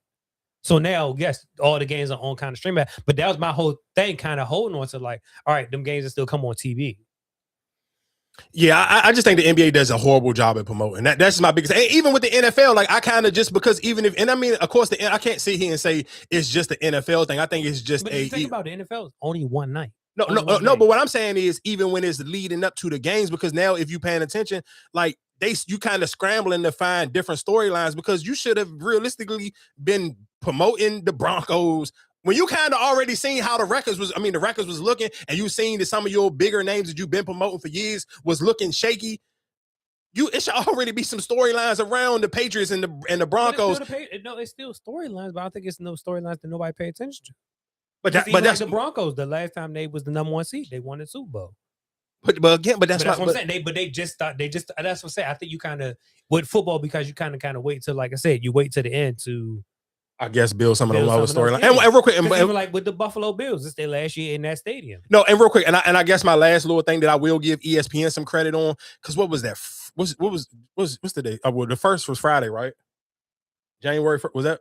No. Thursday. Well, Thursday, whenever them football games was on January 1st, them football games it was a college football, playoff. No, ESPN did such a great job at hyping them games up before they came on. Like, no, I was like, I gotta watch these games because they sold me on these players. So I know for a fact that these networks, when they want to sit here and take their time to hype and build up something to make you want to watch, they know how to do it. I'm talking about, I won't give ESPN credit for a lot of shit, but dog, the way that they built up those goddamn, I'm talking about hyped up them college playoff games, hyped up every last one of them players. Like that's why I say I think it's just come to marketing how. And like I said, when we even talked about the whole red zone thing, I'm gonna buy NFL Network so I can get the red zone right. So now when college come around, now you got to turn it. You like I said, people never watch ESPN2, ESPN News, and all that, but you watch it now because, like I said, trying to catch those other games. So, like I said, you can't be mad at ESPN how they trying to hold. I want to make my whole separate app from everybody else. I mean, yeah, I guess. Real quick, I guess that we can kind of go back into relationships. I'm not. The crazy thing, I'm gonna play this clip of Carlos Miller.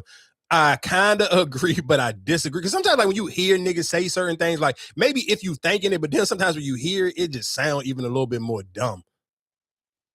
Dealt with women, whether they be attractive or unattractive, they know that for a fact. People treat you different when your ladies are unattractive. They treat you different? They treat you, yeah. They treat the man different? They judge you based off your lady. Absolutely. What you mean? She's a reflection of you. Okay. So if you have an unattractive woman and you say you're in a business setting, right? You bring her around, they're going to look at you like you don't make good decisions. Wait. You're saying if you're in a business meeting and your woman comes in and she's unattractive, they think you don't make good. What if she's smart? Men don't do a lot of business with men who are like, who that's your thing. Like you have 4, 5s, and 6s around. You can get a lot more opportunities as a man from other men if they know that you're a guy that brings around a nice atmosphere when you're around. Like you're the guy that all the women like. Yeah. He's gonna get some opportunities based off that. Dealt with women, whether they be attractive or unattractive, they know that for a fact. People treat you different when your ladies are unattractive. Dealt with women, Whether they be attractive or unattractive, they know that for a fact. People treat you different. They treat you different? They treat you, yeah, they judge treat the you man different? They judge you based off your lady. Absolutely. What you mean? She's a reflection of you. Okay. So if you have an unattractive woman and you say you're in a business setting, right? You bring her around, they're gonna look at you like you don't make good decisions. Wait. You're saying if you're in a business. So I guess my question: Do y'all believe that? Do y'all agree with it? Well, I want what you disagree with. I know I ain't saying I disagree with what he said. I kind of agree with what he said because let's be clear. Y'all know I'm a people watcher and I'm one of the. No. I agree with what he said, but when you hear it out loud, it just sounds stupid as shit. Like that's some dumbass shit. That's why I just sit here and tell her, like, please shut up. Let me just because I want to hear. Oh no. I agree. No, I agree. No, I agree with what he said, but I just just hearing it out loud, it just sounds stupid as hell. That's why I was like, what do he disagree about this? Because no. I agree. No. I totally agree with what he said, but because I definitely, nigga, I judge women and men on who they date for sure. Oh no, please. Oh no. I just saying when you hear it out loud, it just sounds like nigga, that shit sounds stupid. Okay, but a lot of shit that men be thinking just sounds stupid. I agree with what he said, but it just out loud, it just sounds like. But who do it? Okay, but my question to you really who do it sound stupid to? Because I feel like on the other side, I think it feel like it would be the same way if it was a woman too. No, I think I mean, if you was a man, you go into a woman established and you see her with this fat, you kind of no. Listen to what I'm saying. I just said I judge women and men on who they date, but I do think realistically, I guess it just probably depends on the atmosphere or even your career path. Because let's be clear, I think even it might not even just be looks for some people. Like for women, it may just be like what career this nigga in. Because let's be clear, I talked to this girl and she's super in corporate America, and like majority of her friends, like outside of her family, is white. And I can tell just by her conversation and the shit that she kind of care about, it was going to matter on how you present at like maybe at like a corporate, like at a fucking Christmas party, or if one of her homegirls from work got a job, got like a birthday party or something. Like I don't want to sit here and be nowhere where I feel like I'm fucking got to pretend I'm Carlton from the Fresh Prince. Like what the fuck? Like that shit just seems, it's like even listening to her talk sometimes about some of that shit, it just seems super cringy. Like and some people that shit, like I got a homegirl and I always tell her, I'm like, bro, that fucking workplace shit be fucking your brain up. And I can just tell when you get off and you really be trying to get some shit off because work then kind of like whitewash the fuck out you. Like she'll even text me sometimes and be like, because she be really into like the politics shit and all of that. And but she'll be like, bro, some weekends she be like, I don't got it in me. I can't even have the back and forth in the Discord with you because corporate America and whoop my ass. But it's some people who take that and feel like I only can date another person in corporate America. So they may not even care what the nigga look like. I could be the ugliest nigga in the world, but if I'm up in the chains and I'm uppity and chipper, they're like, hey, this is Bob from he's the CEO of a fucking Fortune 500 company and he's heavy in tech. Bitch won't care what I look like. But then I think that comes down to what you value really, because like you at the end of the day, if she might not be the most attractive, but for me, she checks out every box and I'm cool. I'm saying I'm not thinking about that, but then I guess what do you value is just when it comes to your business, because like I said, if that person makes me happy or whatever, cool. All right, y'all discredit my business for the wrong reason. I'm not. Let's say, okay, I kind of get it if you are a because the fucked up part about it is some of them, especially when you talking about like Jeff Bezos and some of these other super rich niggas, bro. They're white. No, they're white. Their niggas' wives be like trophy wives, they be pressed to show their wife off. But that's why I say, what do you really value though? Because like I said, to you might look like, dog, like that's what you dealing with. That's what you dealing with. You talking to that? Because remember that time when it was the New York Knicks when they had all the white, like you like y'all niggas like those type of women, and like that's what I'm saying. That's why I say I kind of feel like I feel like, all right, if you got to own a gym, right, and then your girlfriend, like I said, she's overweight and you own a gym and like that, something like that.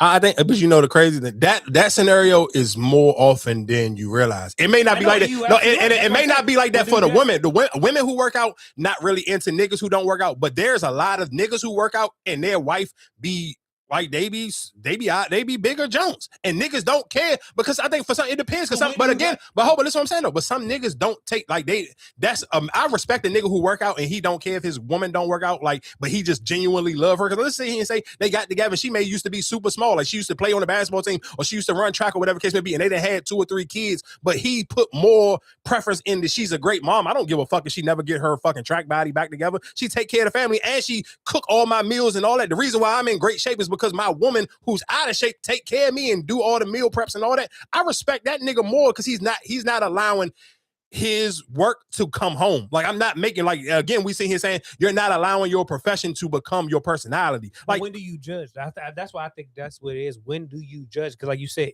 for the gym example, you're not going to judge. But where do you judge? Like I said, 2015. I genuinely, if it's in that scenario where it's like, all right, who they dealing with? Where do you judge at? I mean, when you say, I don't necessarily know if it had to be a profession. I think sometimes it just depends on how you carry yourself. Because I think some people, if it's a person who's like a very humble person, I don't think niggas really would care what Charlamagne's wife look like, because Charlamagne ain't never coming on the radio acting like he's some super sex symbol and he's supposed to get a bunch of bitches like that. He don't carry himself like that. So would you really give a fuck what his wife look like?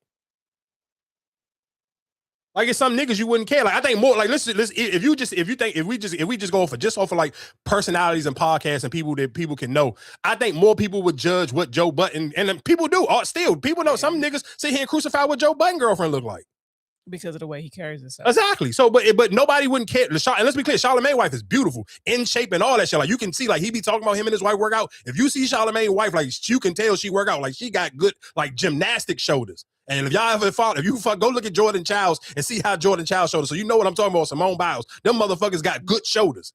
Charlamagne's wife got good shoulders, so you can tell like she's a good looking black woman. But again, people go look at when Joe Budden first started posting his girlfriend. Shit, even when he go back and forth with some women on them fucking Spaces pages on Twitter, first thing they bring up is how big his girlfriend is. But the way he talks and the way he presents himself is like he's supposed to have like a damn near like a perfect woman. So again, like I said, I think it's just sometimes people really only going to judge on how you come off and how you present yourself. But everybody else. Yeah, like how you talk to other people, or even how you treat other people, or how you even present yourself on social media. Like if you somebody always talking shit about people, you can't talk shit about people and then you pop out with Respucia. Like the way academics to be talking, he can't like what he got hit, nigga. If he ever pop out with a girl, she gotta be tens to the fucking head to toe. And she gotta be a woman of Christ the way that nigga talk. But using somebody like academics, but do you kind of believe, or you just using them for his?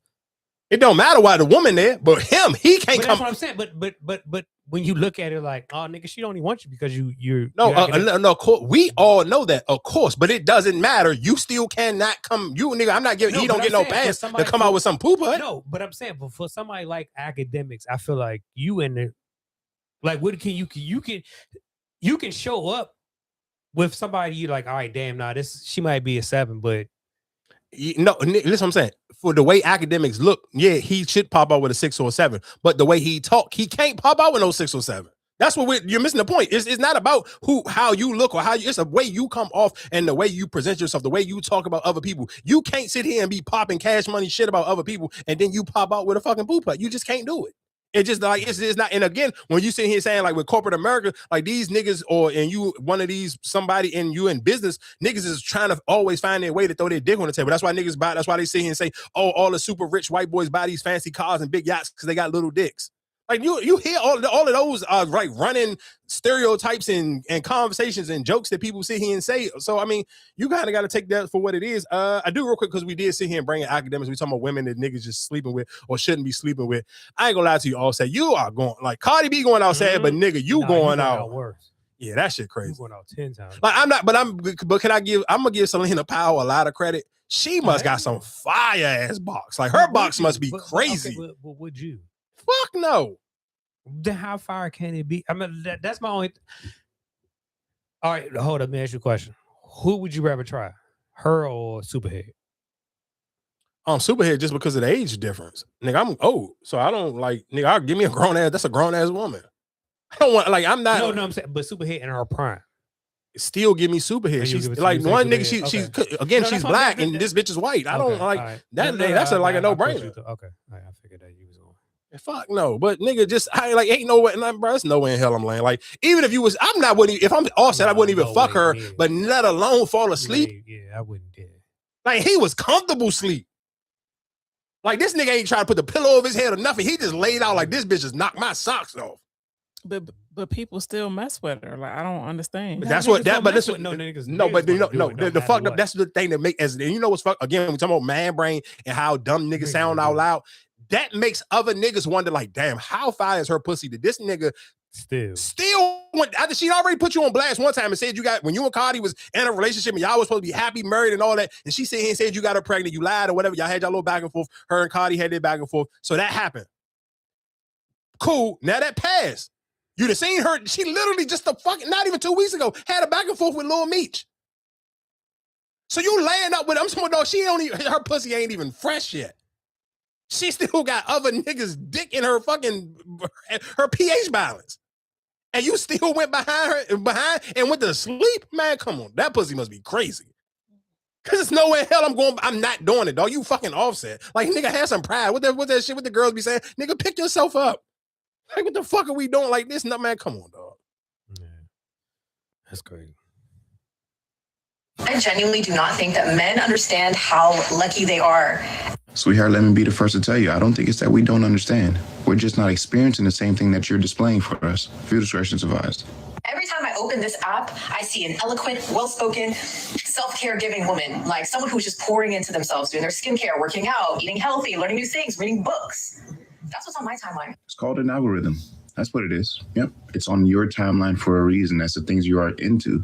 So the algorithm does this unique thing where it picks things that it believes that we are into, and it shows us a lot of that. Men are into completely different things than women, so our algorithms are completely different. The fact that you even use social media as a reference point it's a bad start for you. Not to mention, much of what we see on social media is fabricated. People put the best versions of themselves for the world to see, which makes it very difficult to believe that's how they really live their lives, let alone what does them doing skincare routines and reading books or whatnot have to do with their character. They can still be horrible individuals. The women who are taking very good care of themselves, I'm like, this is what men have to choose from? They get the pick of the litter. You guys get the pick of the litter. Like, I swear every girl I know is working on herself. Every girl I know is trying to heal some trauma. Every girl I know is like, how can I get better? And men get to choose from that?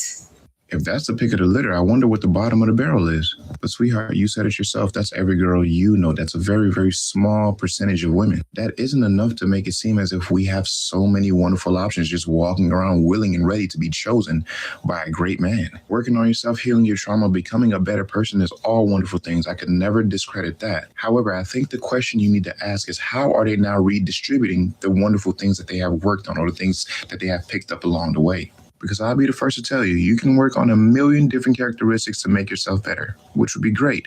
However, if you can actually redistribute it back into your relationships, back into your interactions with the opposite sex or anybody just trying to get to know you, it means nothing.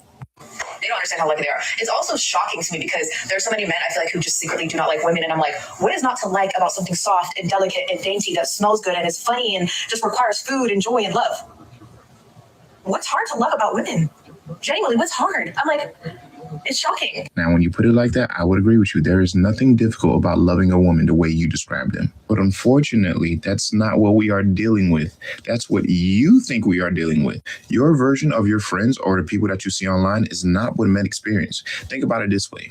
Whatever it is to you, we get the great value version of that. And I know that may be a little difficult to digest. However, it's no different from a McDonald's commercial. You see the Big Mac, they got all these wonderful things, and then you actually go get it. And you're like, what the fuck is this? But you know what? Fortunately for you, you ain't gotta listen to shit I'm saying because I'm just a normal guy. I keep it change.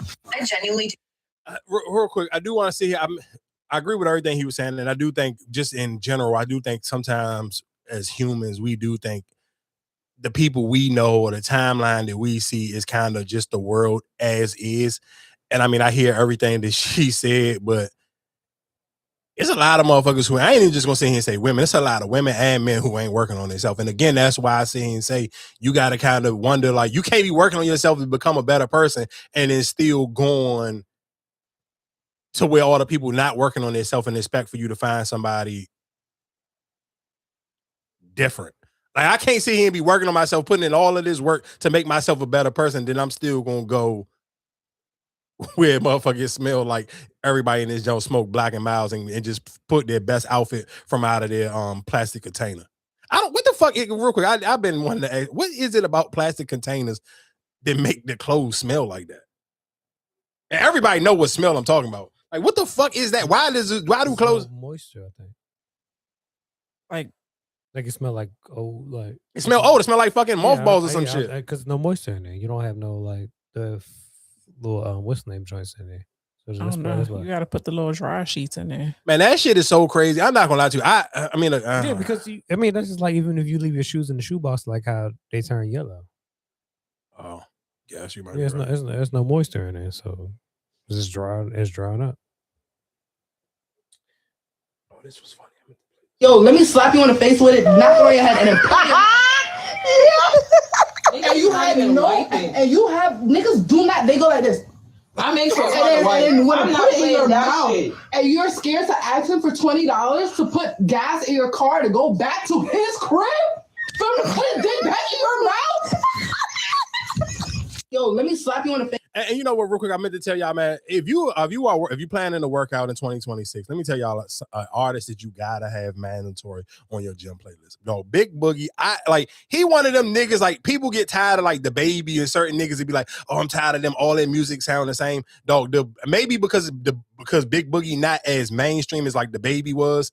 Man, I don't never want him to change his sound, because when you hear a good Big Boogie song, it's gonna give you that I'm thinking Pound Town, and it's gonna give you that whole little feeling to make you just feel like you want to gyrate your hips and sit here and beat some shit through the mattress. I swear to God, though, if you would listen to what I'm telling you, if you plan to work out in 2026, you at bare minimum, you need at least.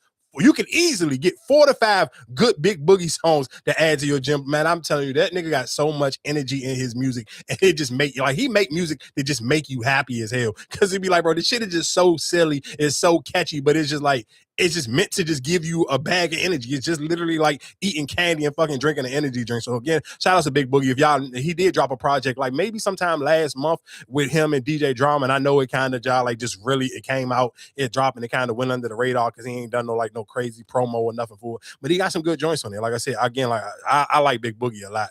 And real quick, because I did just mention the Baby, I do like when artists kind of get canceled or they get real quiet, because that means they got to work 20 times harder to kind of try to get their shit back. Boy, the Baby is trying his hardest to get back. And I like the little project him and his man just put out together. What the hell was the name of the joke? Because I ain't about to sit here and keep going heavy 10 toes down on the blackball of the Baby, because he trying his hardest. I think it's called Kirk Franklin. And it's him is the dude. His name is Fetty P. Franklin, and it's cool. Like the album, cool. And he on that joint, like some song, like probably my favorite song off that joint. It's only like a little 7 song EP. My favorite song off that joint is Leprechaun. But he on that joint, he rapping, he talking some shit. Like he talking. But again, but that's why I think it just. I think it's just come with the extra money. When we always say, "What do you need validation?" Because it's like I said, if he's still getting booked for shows and he's still doing his.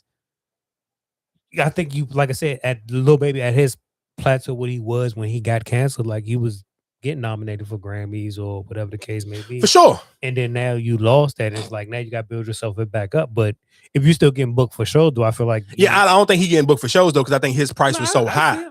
I've been seeing him on a lot of festivals and stuff like that. Oh, I ain't seen him on nothing. I ain't even seen no festivals like that. Yeah, no, I've seen, like I said, maybe because I follow him, but like I said, I've seen him on festivals and all that.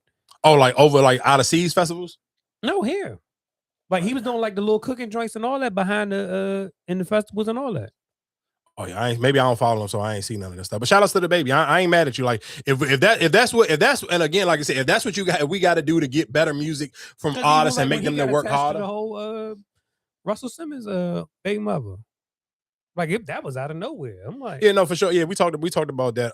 But again, like, shout outs to him. I like that project. The project was cool. I told y'all about the 2 singles he put out. I guess he about to drop his own album. I appreciate a nigga just working. Put your head down to work. Don't stop talking. Don't gotta do a bunch of interviews. You don't gotta do nothing. Just keep putting out music. And then you may have to go end up after you put out this solo project. Maybe you need to go do an interview and kind of just sit here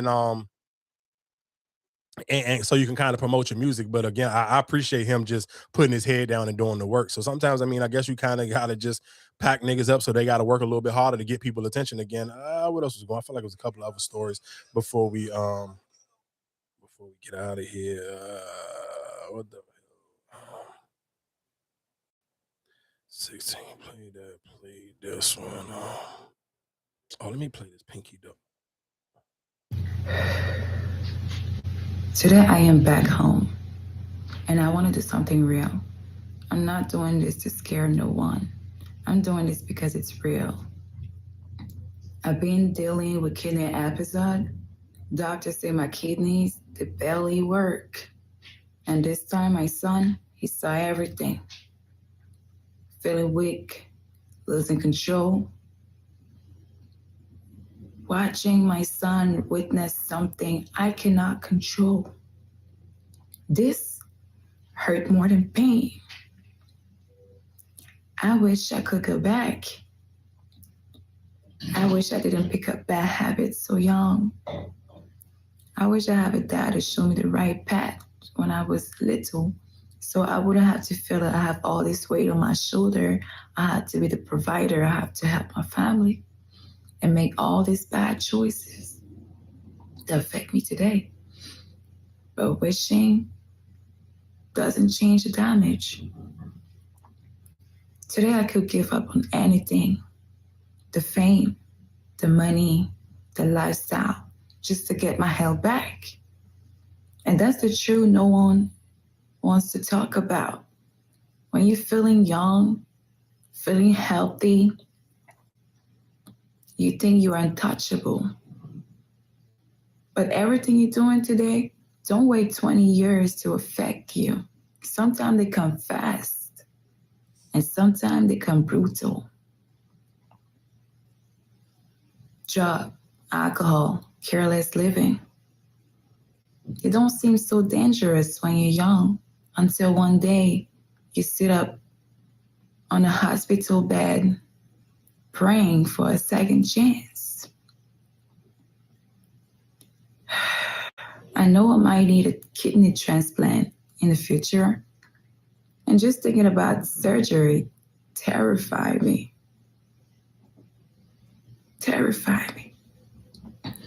But hey, that's my reality now.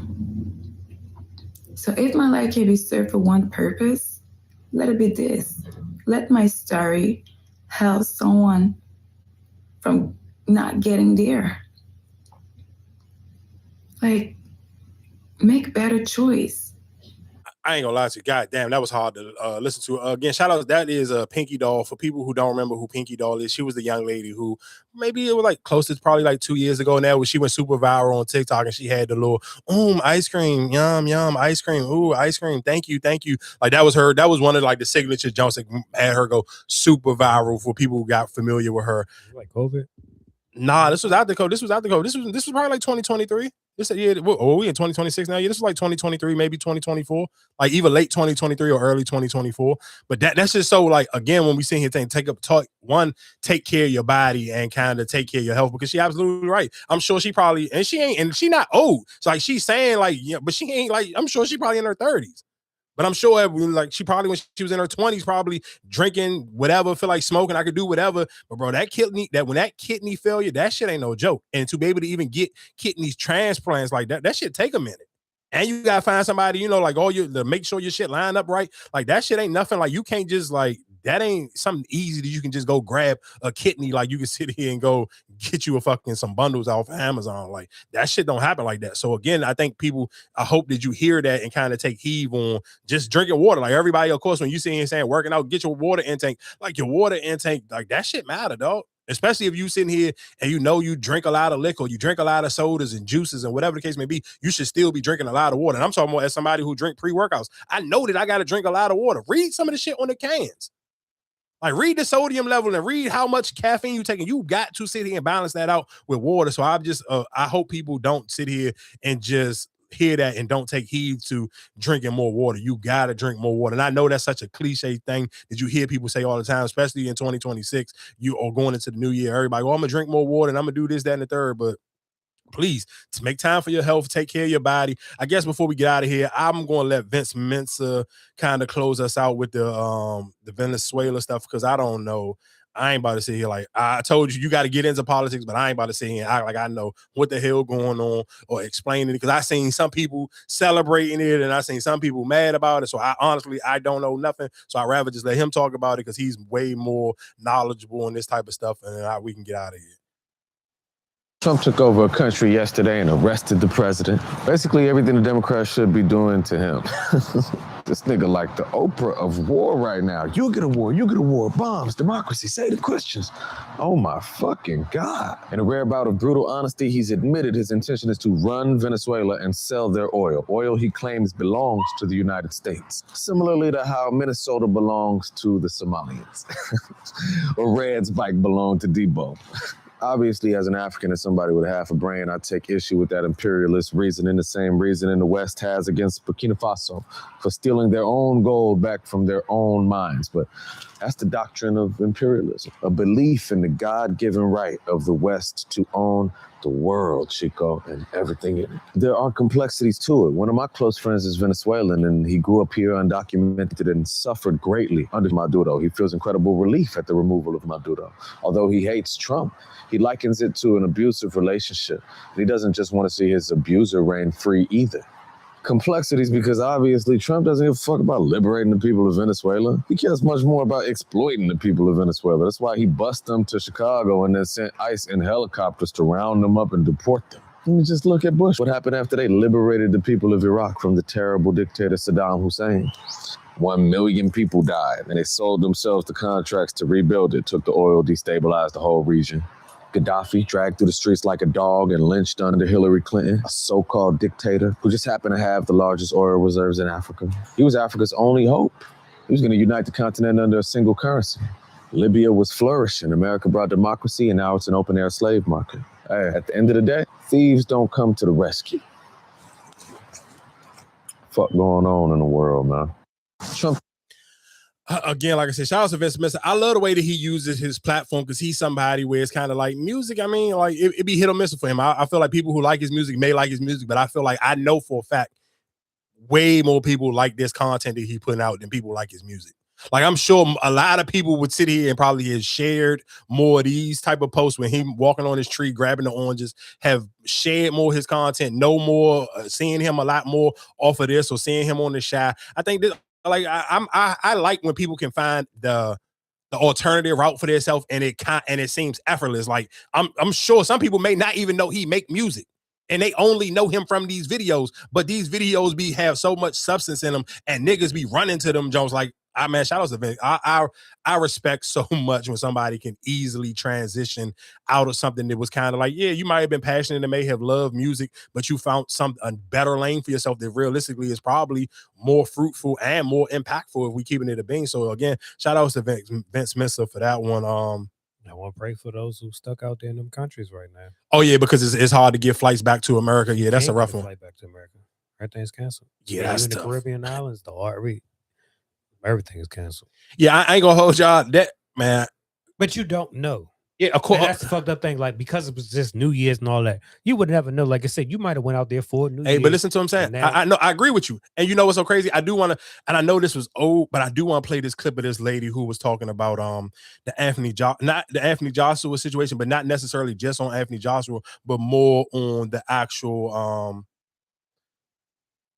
just the healthcare situation when it comes to some of these places. Because, man, I told y'all that's one of my biggest fears is to go out of the country somewhere and get stuck and something, God forbid, happen to you and you not able to come back. And that's one of the scariest things to me, dog. I think that's when you got those insurance. Yeah, that's what my homegirl says. That's what she when this video, that's what she wrote back. Because even like I said, with you wasn't there, but even with Mom, that she the only one, she had the insurance, you know what I'm saying, the travel insurance. So like her bill, whatever she had, what's name, she didn't have to take it, you know what I'm saying, like with her travel insurance and with her, cars and all that, everything was taken care of. No, but listen to what I'm saying. But so what you just people take for granted of those type of things. You just want to pay this certain amount of price, but you're not going to sit here and pay that. Hey, the travel. No, for sure. And but listen, no, what you just said, my homegirl literally wrote me me and her was sharing this video. She literally wrote that back to me. She was like, bro, that's why I tell people, if you can't afford travel insurance, you can't really afford to travel. I don't want to say people just don't want to pay that. Nigga, then that mean you can't afford it. No, I'm not gonna say you can't afford it. That's just like even when it Man, comes, no, that's just like if you when can it afford comes- it, you're gonna pay for it. No, but that's like for a game. You're gonna say if you buy you. Let's say tomorrow LeBron about to say, hey, you buy your tickets, and they say, hey, all right, $60 for the insurance on that ticket. Now, listen to what I'm saying. No. That, I get what you about to say. That to them things ain't comparable. Yes, I'm it cool. is, No, 'cause nigga. you know you're gonna be there. No, I'm listen to going what I'm this saying. game. Listen to what I'm saying. I'm okay with losing money at home because I know how to make money back at home. I ain't trying to get stuck in nobody's fucking country, laid up in nobody's hospital bill, or even God forbid if I die somewhere and now I gotta put that fucking No, that but stress that's on what my I'm saying, but parents people to think fly about- me back. but people think about it like, all right, I'm just going there to have a good time. I'm not thinking about, you know what I'm saying? I'm not about to sit here and put that on. Fuck. A lot of people don't buy the insurance. Yeah, well, I ain't gonna feel sorry for motherfuckers when you gotta have a GoFundMe and you can't get home either. Seen the video showcasing the horrible car accident that Anthony Joshua was involved in. Fortunately, he is okay. Unfortunately, 2 people did die. I do want to talk about how the lack of medical infrastructure in a lot of these countries showcases that when the country only works for a handful of wealthy people, eventually it will work for none.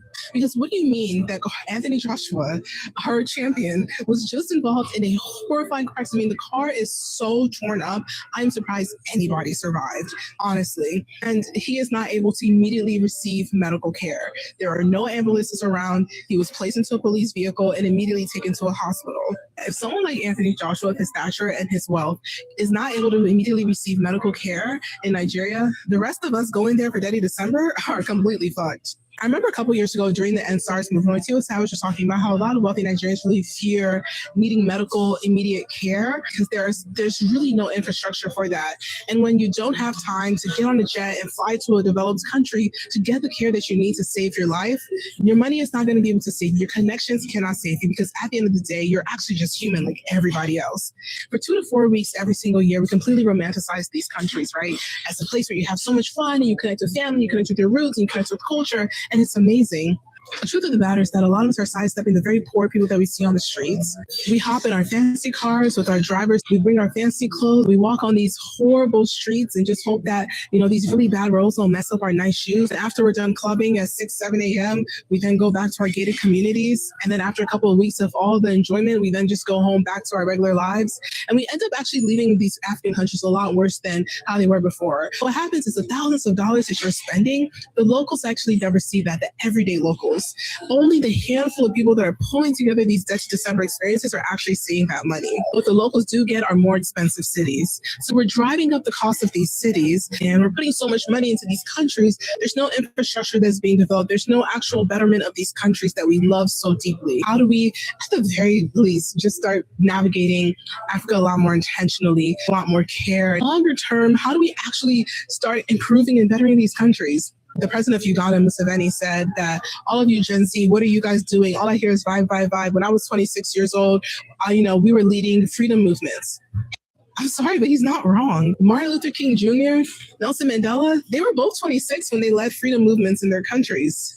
Damn, what the fuck are we doing? It really is vibe, vibe, vibe, vibe, vibe. I'm gonna be honest, I don't have the answers. I work in Senegal. I have a handbag manufacturing facility in Senegal where my bags are made for my bread and Nima Iris, but I'm building infrastructure in Africa and I still think I can be doing so much more. I just wanna use my platform to start a conversation, to recognize that this is not okay. We cannot keep navigating December every year like this. Something has to change.